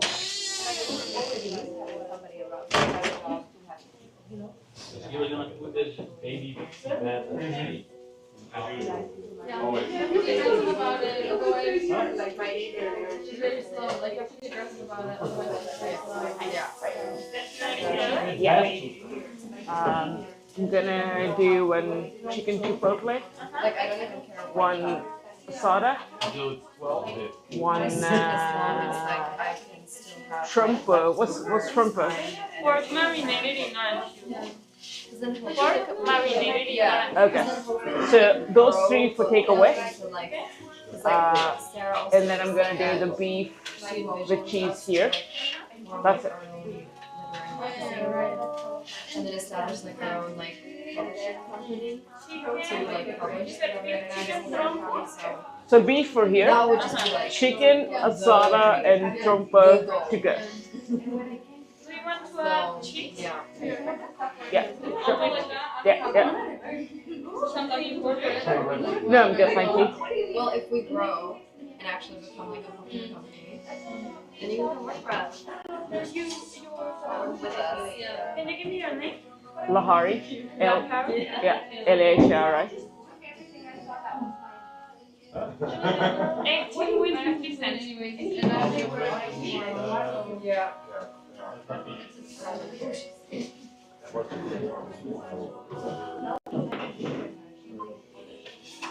Thanks, and this is for your topping. Cool, thank you. Yeah.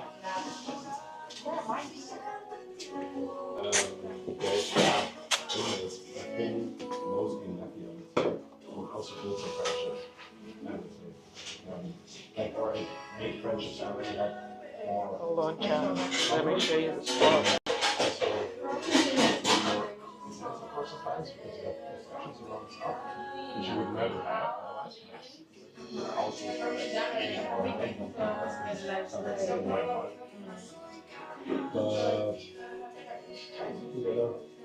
it's also fun. But you have 7 competition. We're gonna go to my parents next week. We're going to Budapest. Huh? He's gonna come the week after. The week is also I don't understand this double keyboard. You're finding words. Weird language, man. Weird stuff. There is a lot of. Yeah, so good. Every language. I can have all these.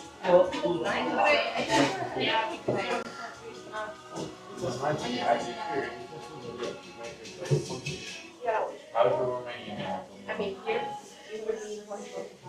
I hate it so hard. You have an egg.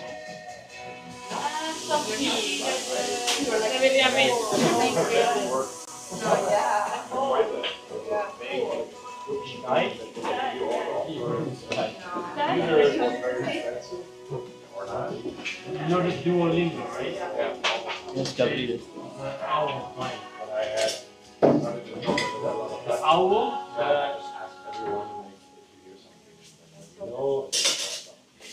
Get the little the marketing team of this company is here. yeah. But it was an intern who called the Europe for They know. Yeah, so that was viral and lasted through, but then he came through. Thank you so much, Brett. Thank you. That's amazing. That's usual. It's also a bit more spicy than usual, but I like You're it. gonna come back as a zombie. I'm not Dutch, so. very spicy. No, but I think come in for me. It's very spicy. Guacamole? You say? Yeah. There's so many old. But in Turkish culture, some say it's spicy, some don't. We're going to go spicy. Some looks like a good thing. I mean, it's otherwise sometimes it's for too acidic. You know, this is we have the red onions as well. In Turkish culture, we love onions. Carrots, cabbage, lots of vegetables. So anything pickles, the red onions,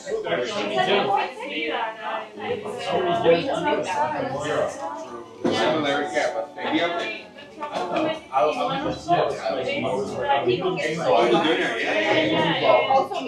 Do you still play it? It's been years ago. But I think it's something bold, like people putting meat on a stick and then spinning it. I think Whoa. But we also, you can make a bank account. no way. Back in the day, everybody. Yeah. that's fun. Yeah, man. I love it. It's always. No, it was when I joined. Otherwise, I would have eaten more. Is your first time to go? No. It's close to the highway, so if I go to the office, I use the airport. You live here in Yeah, I live in Purmerend, so it's like 15 kilometers. When I go to the office, or sometimes I go to here or something, you know, so when I come here, then I'm like, okay, I have to get my car. Yeah. So this time, first time was the gym, then I came here, and then I'm gonna go get some stuff, and then go back home. Food is important, especially after a workout.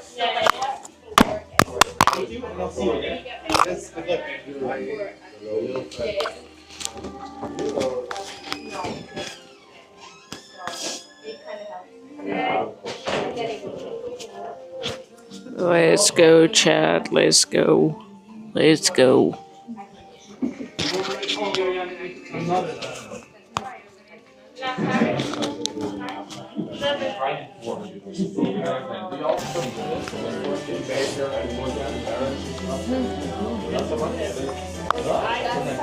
I don't like that at all. It doesn't make any sense. Yeah. Because like, it just matters somebody earns a lot, it doesn't like automatically mean that they get that. Yeah, Yeah, exactly. It's like, you know,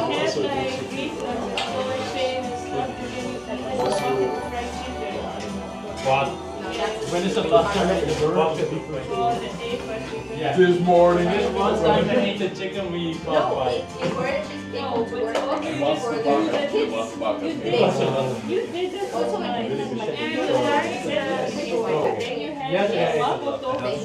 Thank you. I like your fat five. You use more. I think we know. But that's actually you should. Yeah, but you have to go to. Yeah, the system works. The system Oh my works. god. Yeah. Because I'm in a good situation. Like, You made right. I'm not talking about it. Yeah, that's From the book that I got you, I made the recipe with the recipe Well, I guess we all are. white chocolate and poached pears. Oh, that's not cool. At least I made a loaf, right? I like Yeah, it better. Yeah, I really like Like, with white chocolate and. Let's go, chat. 3 to go, 1 to eat here. Let's go. Maybe we'll go to the bench and sit there outside.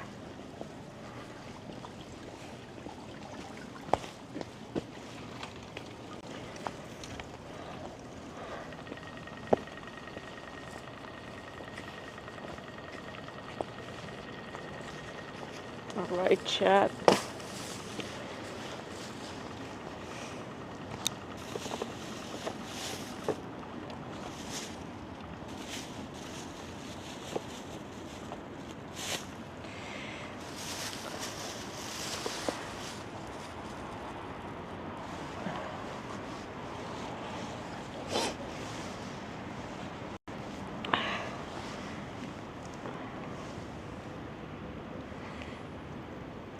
Check it out, chat. Check it out. Check it out.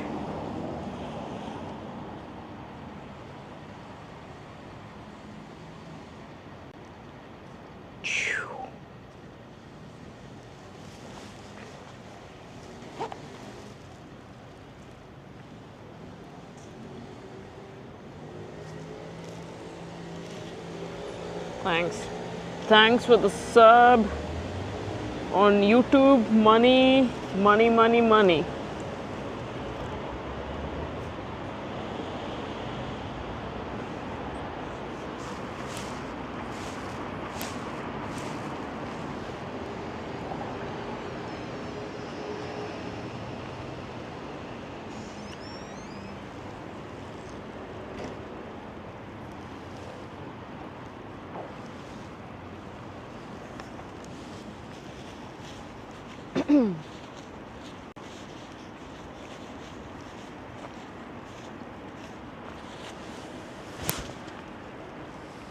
We've become a travel channel, chat. Food bloggers, as they were called back in the day. Back in the day.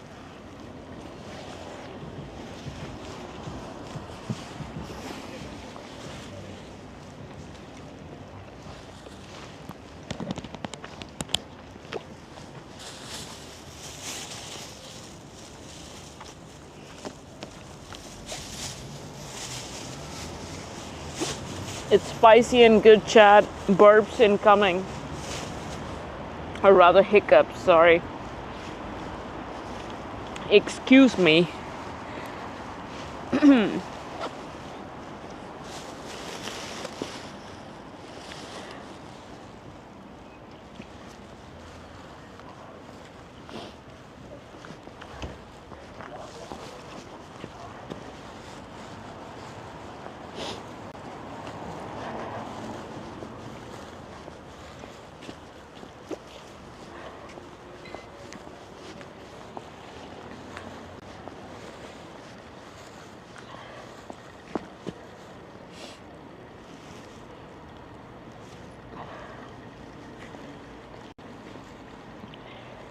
It's gone. I mean, it's also small. Sorry. It's also small. It's like it's essentially one big bite. That's how small the taco is. I was a bit surprised when she gave me the first one. I was like, what? Is this it?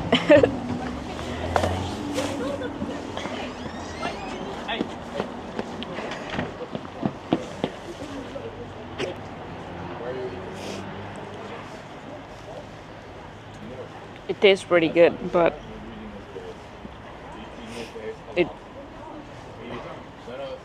yeah.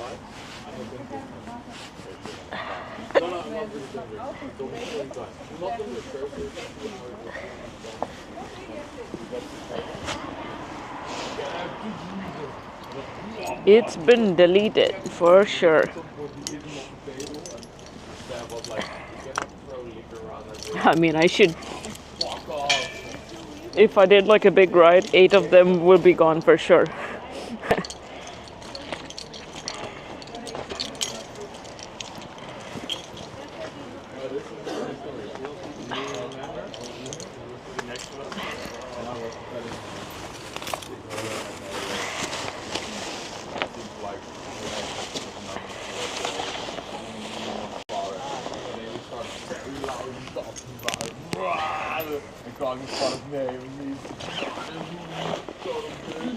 I ran into it last week.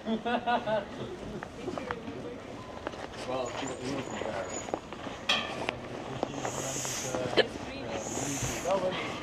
Once again, act like it isn't like that. Yeah. No, we didn't scream hard enough. We didn't make it. There's this one woman that got a little cat.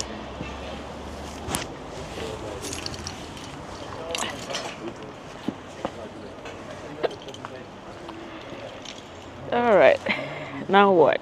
Back to the spot.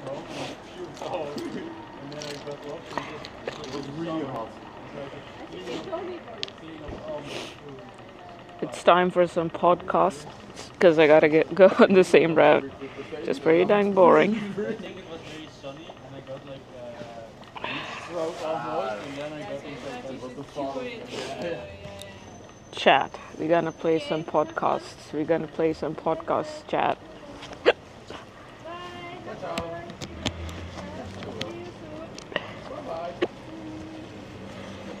Then I have to.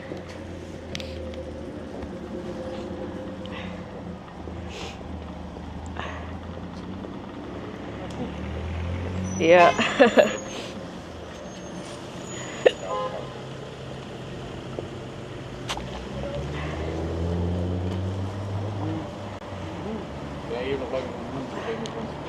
Ik ben op zoek. Het gaat met zoeken.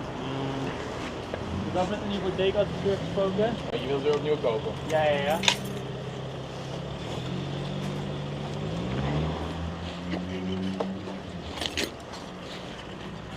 Alright, where the speaker at? There we go.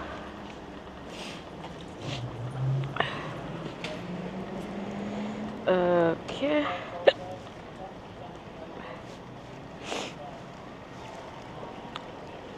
Choose a route.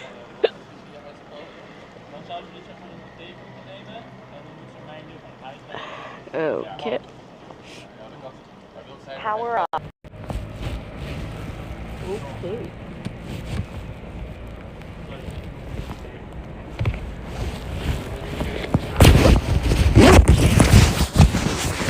Let's see.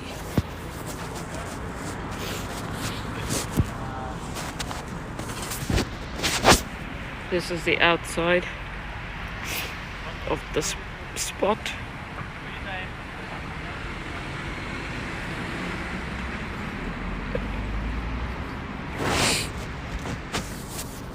Okay, time to pick the podcast.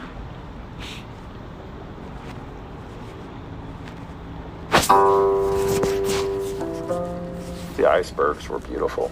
They're much better up close than they are in pictures. They're multicolored. They're not just white. They're different shades of blue, purple. There's some yellow sometimes. It was like an art museum. A very wonderful art museum. And they're otherworldly. They're so large. And this was a size of buildings, sometimes the size of small towns. In the summer of 2023, West Hansen led a team of kayakers through the Northwest Passage. This waterway is the northernmost channel between the Atlantic and Pacific.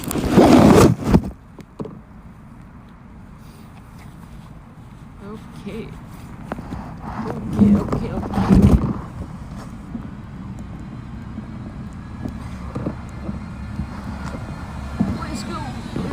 Let's go.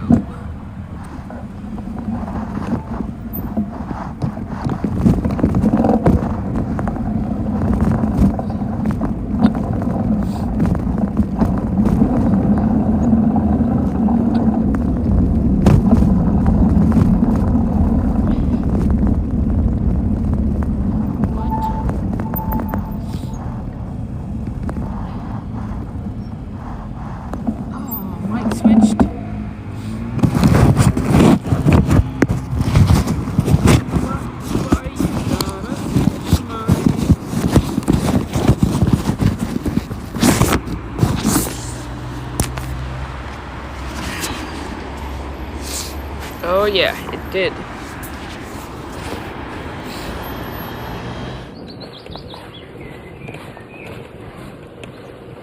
SMPR, it's an old giant peloton. Chromoly running it as a single speed commuter, whatever. There was a navigate button on here. Plan new.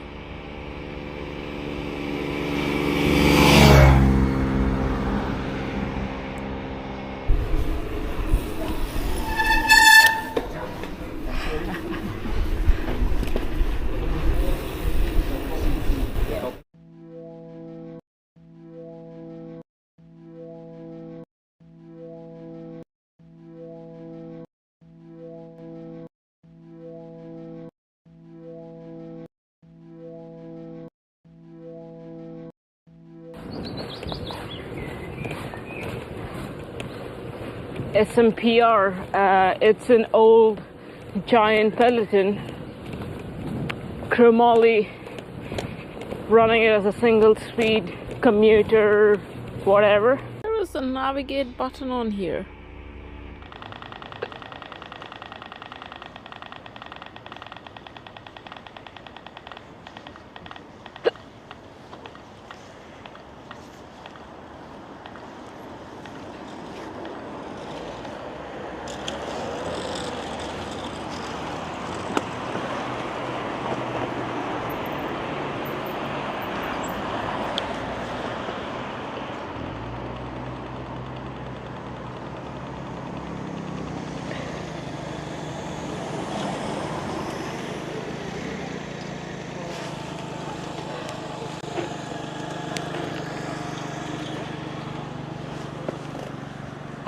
What the hell? Where does it want me to go? Come on. Okay.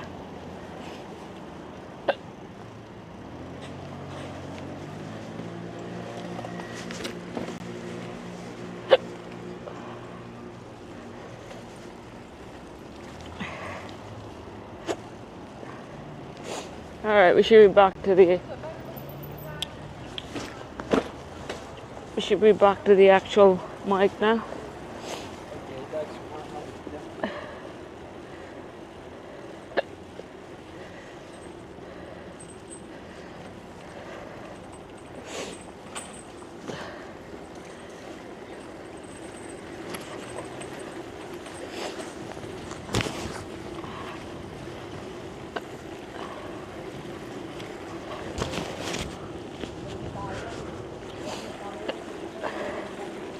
Alright, let's get on the main road. And then we'll have maybe, hopefully, a good episode.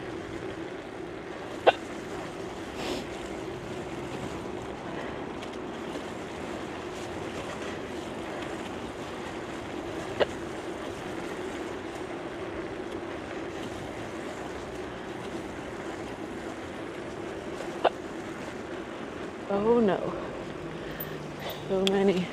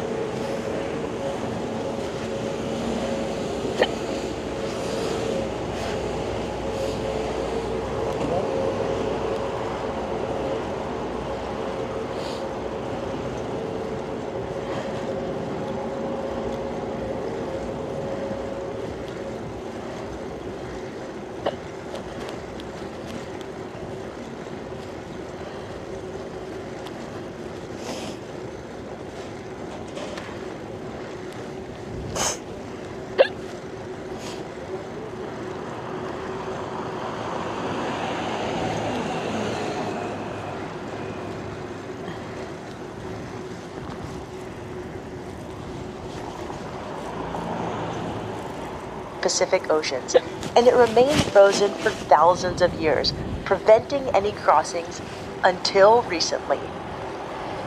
West and his group, called the Arctic Cowboys, made history that summer as the first people to cross the passage by human power. It took them 103 days to complete the passage, and along the way they encountered polar bears, icebergs, and some of the most intense weather of their lives. I'm Shelby Stanger, and this is Wild Ideas Worth Living, an REI Co-op Studios production presented by Capital One and the REI Co-op MasterCard. West Hansen, the expedition leader of the Arctic Cowboys, grew up in Texas and now lives outside of Austin. He's quite a character, although you might not realize it at first. He's a humble social worker who loves to read, but at the same time, West is also an impressive athlete and explorer. He started kayaking in college, and he spent 25 years paddling in both speed and endurance competitions. He hadn't gone on any kayaking expeditions until he was in his 50s. Now at age 62, West has kayaked the longest rivers in the world.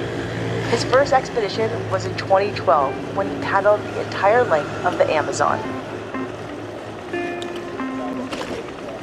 West Hansen, welcome to Wild Ideas Worth Living. You have lived some of the wildest ideas out there. Excited to have you on. Well, thanks, Shelby. I love being here. I'm a real big fan of the show. I want to start by going back. How did you decide to do your first kayaking expedition down the Amazon in 2012? A few years before, about 4 years before then, I was invited to do this raft race. I'd been in a ultramarathon canoe and kayak racer for about 25 years before then, and I've got a talent for that. I mean, there's a nature and nurture type of thing that's allowed me to sit in a boat for a long period of time without stopping. And you don't have to be really fast to be an ultramarathon canoe racer, you just have to be very consistent. So I've had some successes in that area. And then when we went down to the race on the Amazon, we went to Iquitos and raced this 88-mile race. And I was just enamored with the Amazon. I thought, well, this is wonderful. This is the largest moving thing I've ever seen in my life. And I've seen super tankers and clouds. And the Amazon is just this huge mass of water. And I just really became enamored with it. And then a friend of mine on the way home lent me Joe Kane's book, Running the Amazon. And I read that during a layover in Phoenix while drinking heavily. And I kind of landed in Austin and realized, well, I could do this. I mean, this is just paddling a long ways, and I'm really good at paddling. So at that point, I decided to paddle the entire Amazon River. Okay, this is amazing. So I love that you were inebriated in the airport and you read this book and you were like, oh yeah, this is my wild idea. Sometimes that happens. Sometimes wild ideas happen on layovers after reading a book and the idea comes to you. But back up, you were a kayaker. So how did you get into kayaking while living in Texas?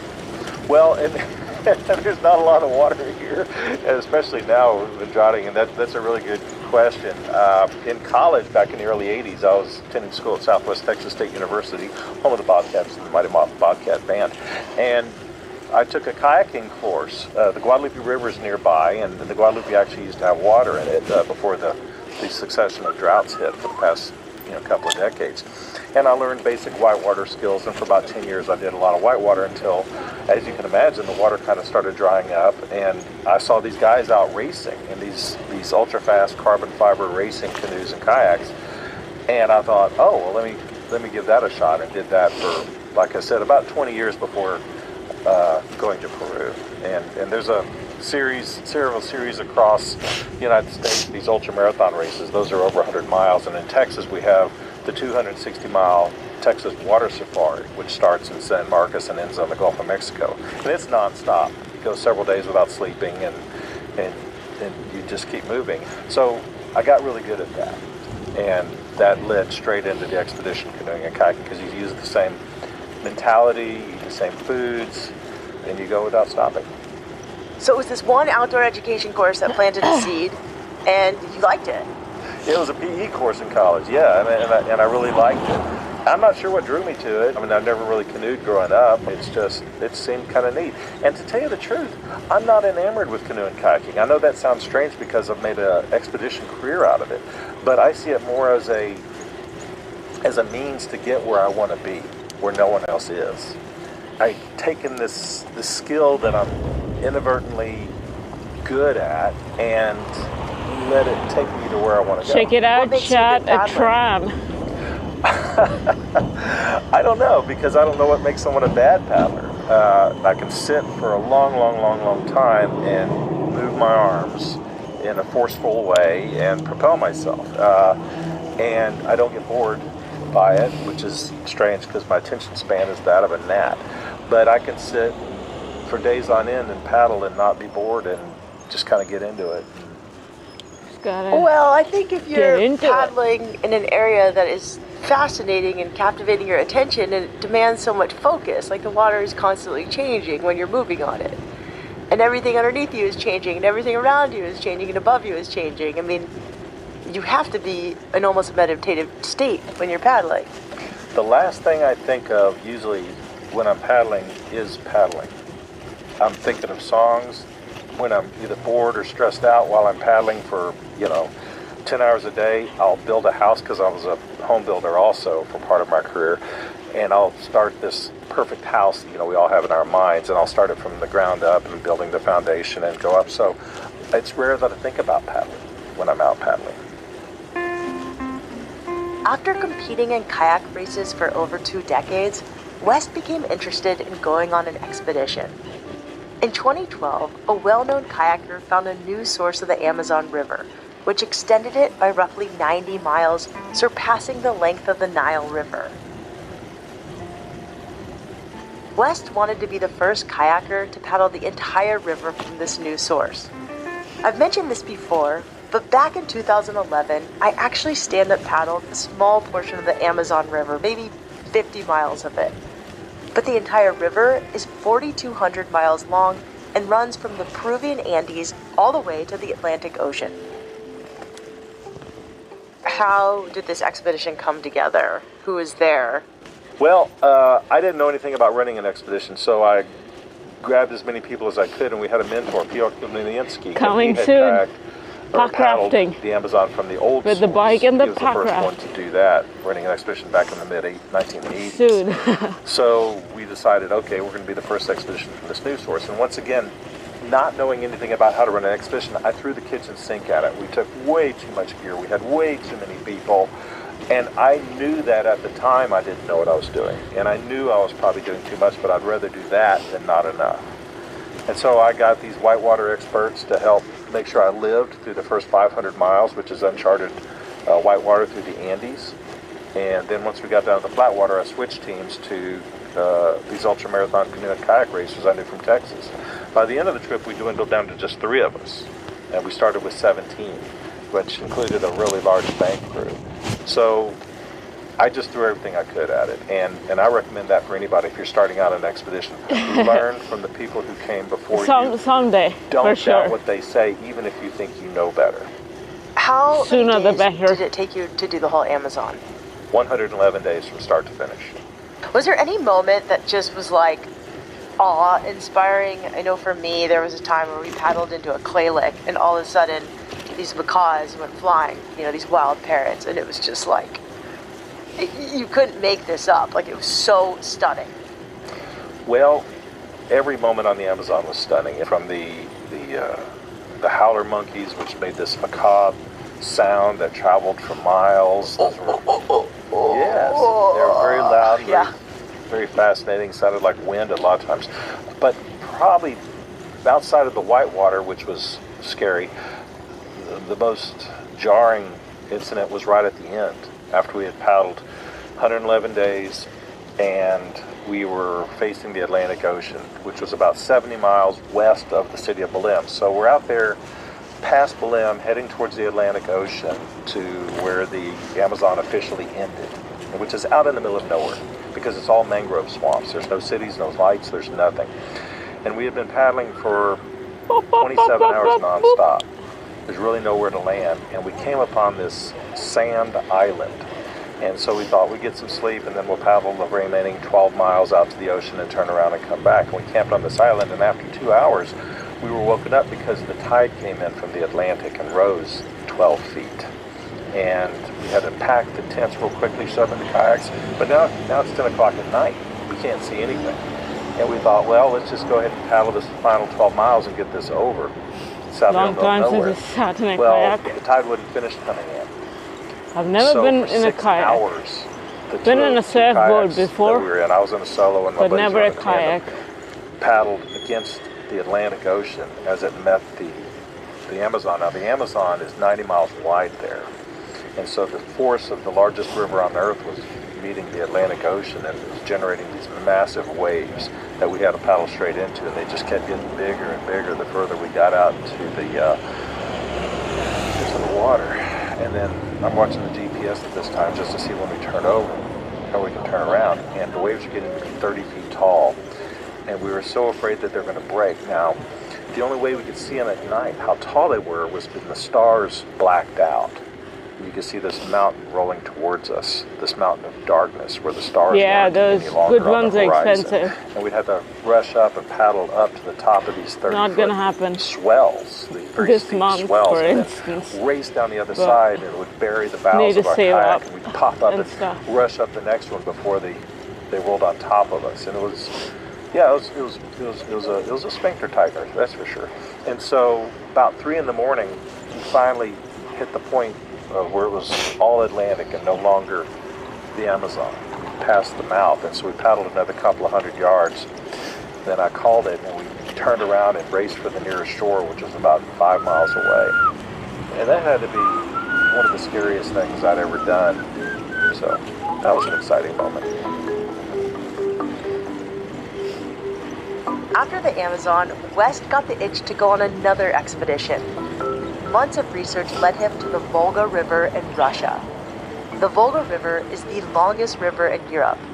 It starts in the Valdai Hills northwest of Moscow and flows 2,000 miles into the Caspian Sea. 2 years after his Amazon paddle, West set out for Russia. How soon after you did the Amazon did you decide to kayak the longest river in Russia, which is the Volga River, 2,100 miles? Well, I knew I was going to do something right after the Amazon. I wasn't sure what, and then started looking around and thought, well, what other rivers haven't been accomplished for us to see? And just started looking around, and the Volga hadn't been kayaked yet. And I thought, all right, let's go do it. We kind of snuck in and did that one because, you know, Putin had just invaded Crimea, and President Obama was really good at standing up to him, so we weren't really popular. Americans weren't really popular at the time, so we literally snuck in to do the entire Volga River. And how did you sneak in? That is also another story. It was kind of over the top. We made some friends there, and we said, hey, can you pick us up from the airport? And they said, sure. And we booked a nonstop flight from Houston Intercontinental Airport to Moscow, and we showed up with our kayaks, 18-foot kayaks and all our gear, and we checked them as oversized luggage, if you can believe it. It cost us $150 extra to fly nonstop. It was the weirdest thing, and we got off the airplane in Moscow with our kayaks, dragging them through the airport, and went to security. We had to feed them through this, you know, the x-ray machine, and no one batted an eye. I mean, we had giant hunting knives with us and all this food and all this gear, and they stamped our passport, welcome to Russia. And we said, thanks, до свидания, and we got out of there. Welcome to and that was Russia. it. It was the most surreal thing you can imagine. And then we had someone drive us to the headwaters of the Volga the next day, and we started paddling. And no one bothered you the whole time? Oh no, we got bothered quite a bit. We were only held at gunpoint one time, but the dams along the way, you're forbidden to be on them. And so we'd paddle up to the dams, and we'd try to scurry over the top of them and get down below them real quickly. And a couple of times there'd be someone on a loudspeaker yelling us in Russian to get off the dam. And of course we did, Нет русский, we don't speak Russian, sorry. So, and we just, but they didn't have any way to chase us. They didn't have a car, they didn't have boats or anything, so we just kind of kept going. But no one wanted to mess with us. They knew as soon as they found out we were Americans, they thought, oh, the paperwork for this thing is going to be a nightmare. So they just said, get out of here. Just Keep going. Was there anything that stuck out about the nature of the Volga River? The people were so friendly. And we haven't been able to correspond with them since the Ukrainian war, but the people were just wonderful. The food was great. We were treated with such warm hospitality. We'd be invited into people's homes. We'd be forced to eat everything in the house if we could still breathe and drink all of their whiskey. It was just amazing.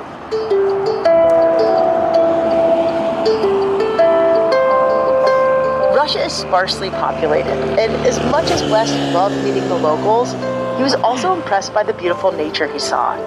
He paddled through stunning forests and deserts, finishing the journey in the Caspian Sea between Europe and Asia.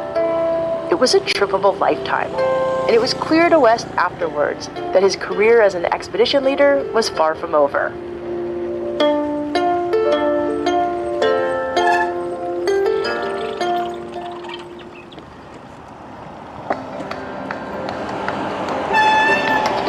If there's anything I've learned from hosting Wild Ideas Worth Living, it's that spending time outside connecting to nature is fundamental to our health and well-being. I've always believed that a little adventure is life's antidote to just about anything. But the truth is, millions of Americans lack access to the outdoors and don't feel safe or welcome outside. That's why every year Capital One and the REI Co-op MasterCard donate $2 million to the REI Cooperative Action Fund, supporting nonprofits that create a more equitable outdoors for everyone. Plus, the REI Co-op MasterCard offers great benefits, rewarding everyday purchases to support your outdoor adventures. To top it all off, you can see if you're pre-approved for the REI Co-op MasterCard with no risk to your credit score. Visit rei.com/MasterCard-podcast today to learn more about these benefits and to see if you're pre-approved. That's rei.com/MasterCard-podcast. Terms apply.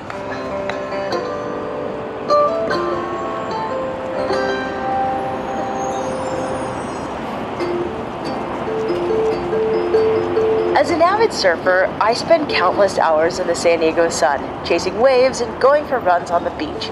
But did you know that even with proper SPF protection, the sun and other environmental stressors can still damage your skin? Oh no! Over time, this exposure can lead to inflammation, premature aging, and an increased risk of skin cancer.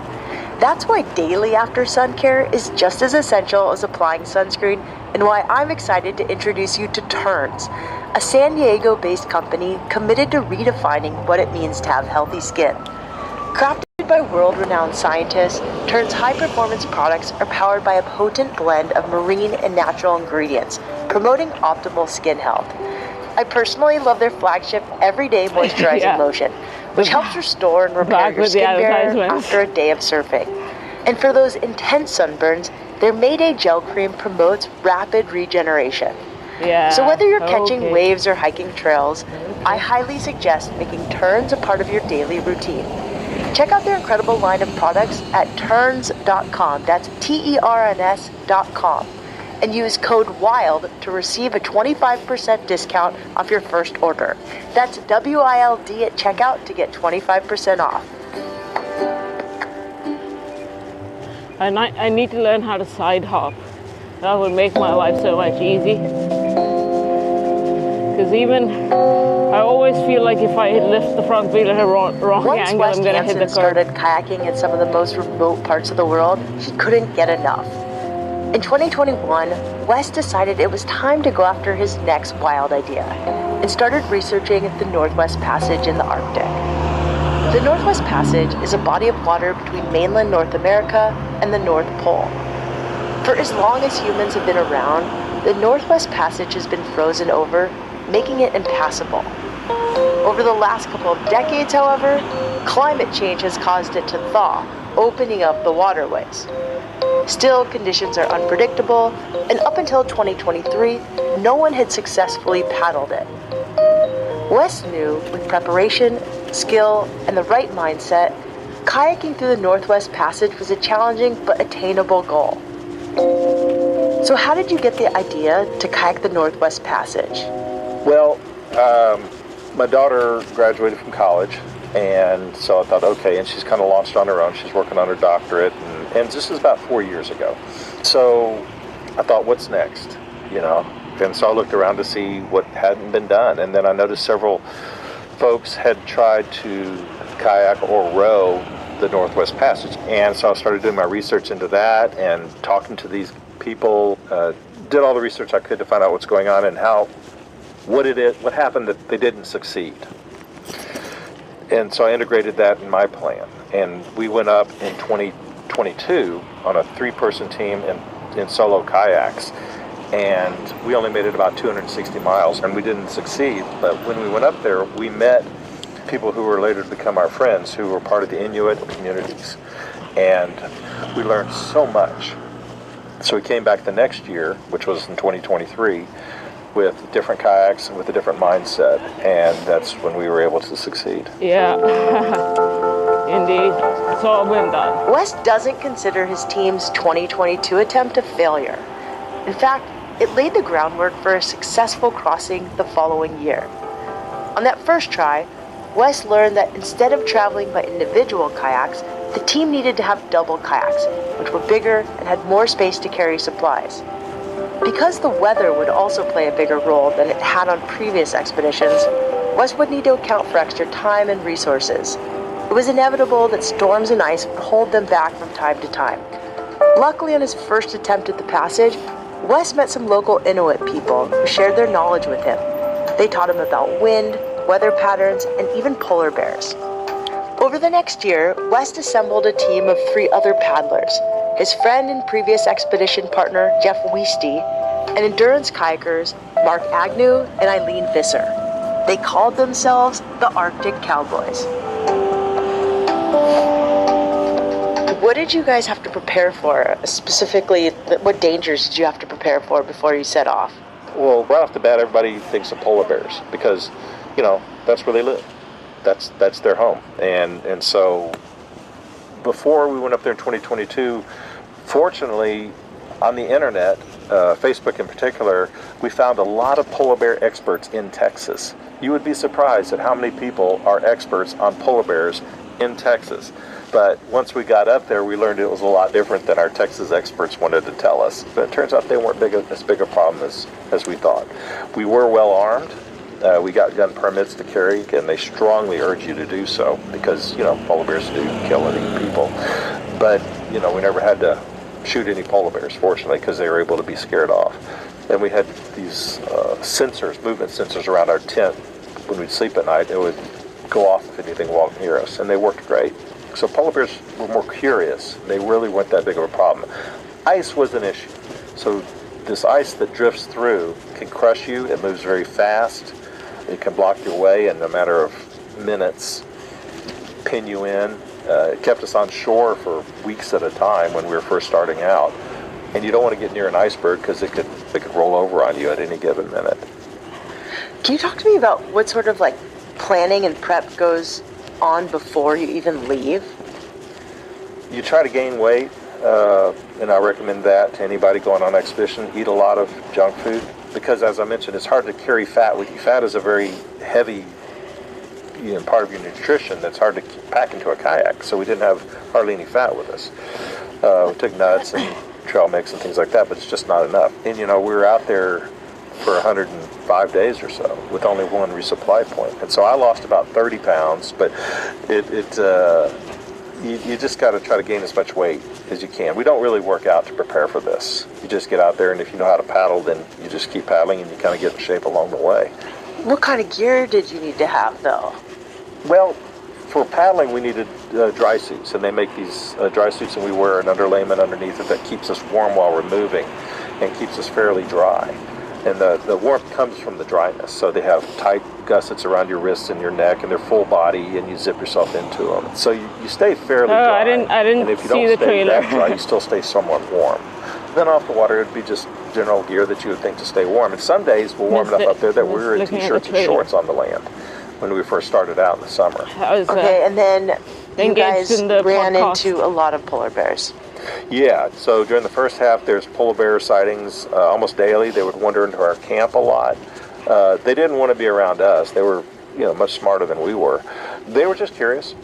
They would smell us from miles away and want to come see if there's something to eat. A lot of bear cubs. They really are adorable. I mean, and they want to walk up to us. The bear cubs, hey, let's go play, let's hug. And Mama Bear, luckily, would say, no, just stay away from the riffraff. And so, she had to teach them to be afraid of us. But that was the biggest fear, was getting between a cub and a mom. It's like, oh man, this would be a lose-lose situation. But we weren't threatened by polar bears on the water. Lots and lots of polar bears on the ice floes, on land. They were lake in the park. Could you take us through like a typical day, like I guess it wasn't sun up, start like waking up to going to bed? Like what happens? Well, I'm glad you brought that up. A typical day, and this is how I think we've been really successful on all of our expeditions, is we develop a routine and we stick to it as close as we can. The alarm goes off. We have to set the alarm just to have a routine. What time?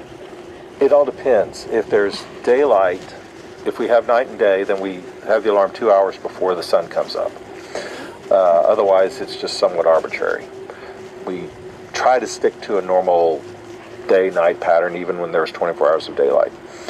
So 2 hours before we want to get on the water, the alarm goes off, we get up, we make oatmeal, coffee, whatever, 2 cups of coffee always, because the world isn't going to move until I have my coffee. And then we slowly get dressed and we start packing everything, and the goal is 2 hours after we wake up to be on the water. Now before we get on the water, we had basically a thermos, and we would put in some hot ramen, and that's what we'd drink throughout the day, along with our bottle of water and a bottle of protein mix. And so we'd have all that ready when we took off, and then we'd take off and just start paddling. We'd have our course laid out. We only stopped for a few minutes at a time throughout the entire day. We always were moving. CFM, constant forward motion, CFM. Wasn't at a fast pace, but it was consistent. And so then CFM, CFM, CFM. I gotta keep moving. That's the only way forward. Towards the end of the day, after 10 or 12 hours, we'd say, okay, let's look at this camp spot up here. Then we'd pull in, wrench ourselves from our kayaks because we've been sitting there for 10 or 12 hours, and so we're pretty stiff. And we dragged the kayaks up, which were very heavy, and we'd unload and set up the tent. And as Jeff and I set up the tent, then Mark, the young guy, he'd take all our water bladders and go hunt for fresh drinking water somewhere. Water was always a problem, finding fresh water. So that was a very important thing that Mark took upon himself to do, and we really appreciate it because we're constantly dehydrated up there. What would you do if you didn't have water? Did you just melt snow? No, it never got to that. It came close to that at the end because the water sources that Mark found were frozen. So you'd have to take the hatchet and break through them, but he was always able to find water. But otherwise, we were able to find fresh water usually in these melt ponds up in the hills or the mountains somewhere. Unfortunately, they're usually surrounded by goose poo because there are a lot of geese. And luckily, we had filters with us, but we never used them because the Inuit said Giardia doesn't happen up here. We drank what they drank. And we were all fine. We kept waiting to get sick, but we never did. And then we'd set up the tent, and we'd get in there and cook supper, and I'd get out the charts, and we'd map out the next day, and play crossword puzzles sometimes if we had time, but usually we were too tired. I would journal every night, because if I didn't take notes that day, then I would probably forget it. But you got to remember, when it was dark, we were asleep because we were so worn out. For the first several weeks, the team had close to 24 hours of daylight, which made for some awe-inspiring moments. We were making this, it was a 45-mile open ocean crossing from one peninsula to the other. Ice floes were coming through there. The weather can come in quickly, so we had to wait 3 days before these optimal conditions. And so we got out there in the middle, and it was pristine. It was lake-like. There were no waves. It was smooth. We saw whales. We saw seals that were so playful that would come up. They were so curious and jump around us, and it was absolutely gorgeous. But then at one point, right when we came up to our first ice floe that we had to get through near the other side, we had the sun that was low on the horizon in the west. And then to the east, when we turned around and looked at the mountain range behind us, the full moon was sitting in the exact same position, equal and opposite, as just as large. And it was absolutely amazing because here we were at this rare moment in this equinox situation where we could see both. It was full daylight because the sun and the moon didn't set. They rotated in this sphere around us. And it was just, it was just magical. And we all stopped and magical. took it in. It was quite amazing. The second half of the journey, however, got a little more dicey. It was colder, darker, there was more ice, and the weather was tougher to navigate. They ran low on food, and drinking water was scarce. It made for a harrowing last few days. You all finished, and I'm curious what that was like. Well, that was amazing, and I feel very proud of that because everybody's safety weighed on me heavily. That was the most stressful part of this expedition because we were in some very tense situation with some huge breaking waves that were sub-freezing in blizzards at times. And I was so concerned about our teammates. It wore very heavily on me. So when we finished and crossed into the Beaufort Sea, but we still weren't near civilization. We still had several days to go. Yeah, this podcast doesn't do sound effects. The other one does. And the weather was getting worse. We had to kayak to this desolate island called Nicholson Island where this old airstrip was, old gravel airstrip that we didn't even know what shape it was in, that a bush plane was going to pick us up. And they didn't know if they could land. And winter was just coming down on us hard. So, yes, we finished, but then we had to get out of there. And that was even more stressful. So, how did you get to the end? Like, what kept you going, I guess, this whole time?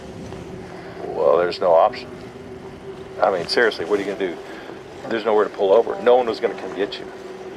I mean, my sister Barbara is our expedition manager. She's been our expedition manager for all of our expeditions. So she's back home doing all the logistics, and she called all these boat owners in the area to see if they could come out and get us once we finished, and no one said no, it's too late in the season, the sea's too rough. And then there are some barges that ply the area for commerce, and they all shut down for the season. We're almost back, chat. Almost back.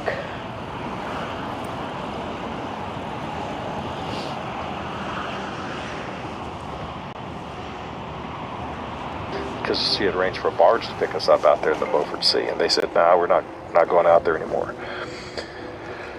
And there's this one bush pilot who said, "Well, if they can get to this island here, and we get a weather window, I'll come get them." And we just happened to hit the weather window just right because there were storms in back of us and storms in front of us. What was it like when he landed and you saw his plane actually touch down? It was kind of scary because we had been there for overnight. We got to the island and we radioed that we were there, come get us, and they said, "What does the runway look like?" And what are we going to tell them? It looks bad? No, it looks great. It looks wonderful. Come get us. It could have had logs across it, and we would have told him to come get us. And he came, but he made about 10 passes. Rolling in. Everybody, get out of the way. Taco lady coming in. Make some noise, chat, for the taco lady. Boop, boop, boop, boop, boop.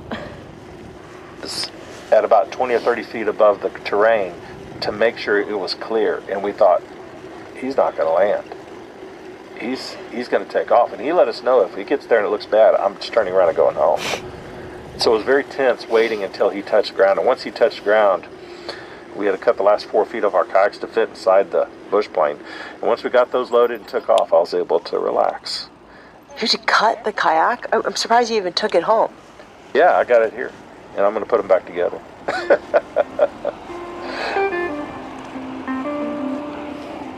On October 8th, 2023, after 103 days, the Arctic Cowboys completed their kayak expedition of the Northwest Passage. There have been Still here? Good to know, Wes. over 20 documented attempts to paddle the passage, but to date, the Arctic Cowboys are the only team to successfully complete the journey. If you want to learn more about the Arctic Cowboys, You can find them on their website at thearcticcowboys.com and on Instagram at thearcticcowboys. All right. That was the kayaking story. What are you gonna do? Just gotta keep moving forward.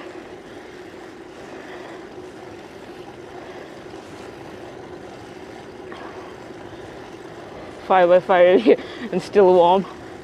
Yeah.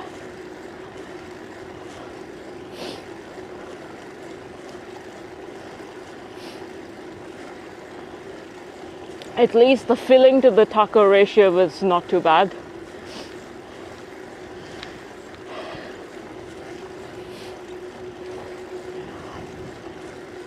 But I am pretty sure they're making 50% profit on each taco.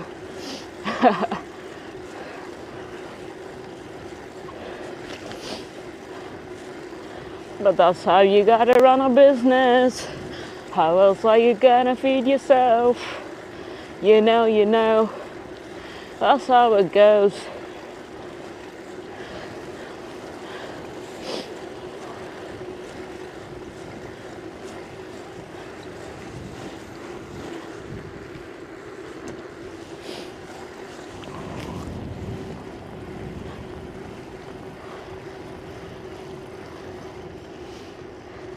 You heard West and you heard Texas and you're like, what? Yeah, yeah, I had the same response.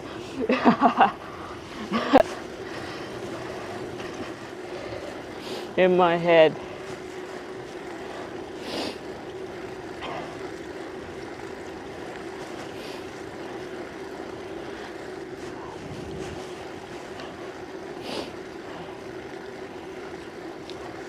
What are the chances, hey? What are the chances? You kayaked, although you haven't. Oh man. You just take a lot of the toppings. Yeah, the thing is, they gave me only a fixed amount of containers. So I didn't want to be that jerk. I was gonna be like, oh, give me more containers. But it's all right. It's all good. And you surf. Sweet. We are back at the $1 million fry spot. Colline.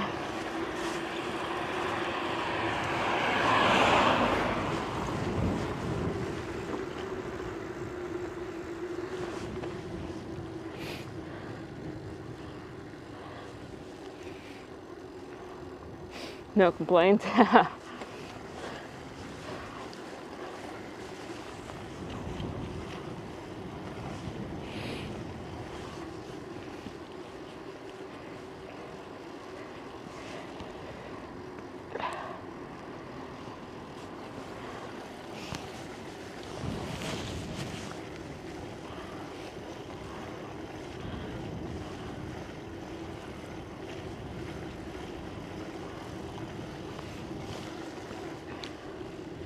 I'm trying to disconnect this cable without dropping the camera, unlike the last time.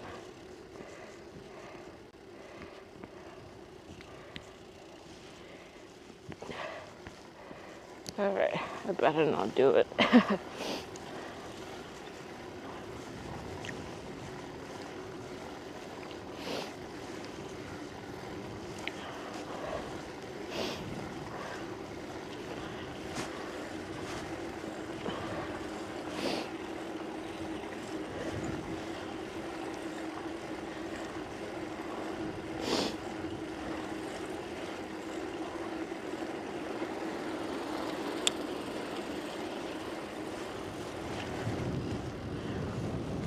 Silversant.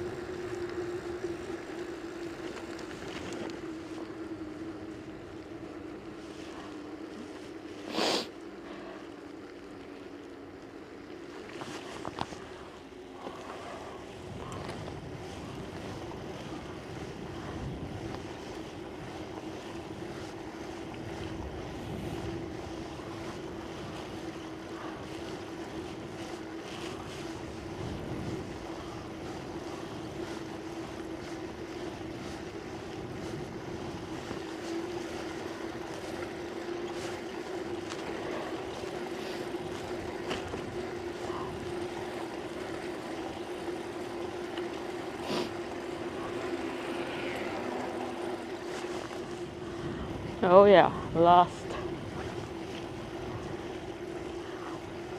stretch to the base station, to the base, to the base.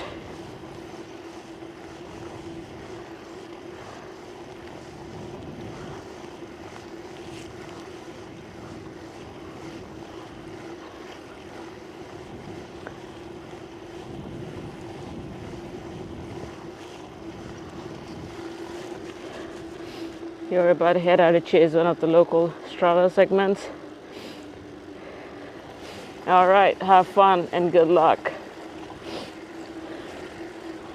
Let us know how that goes.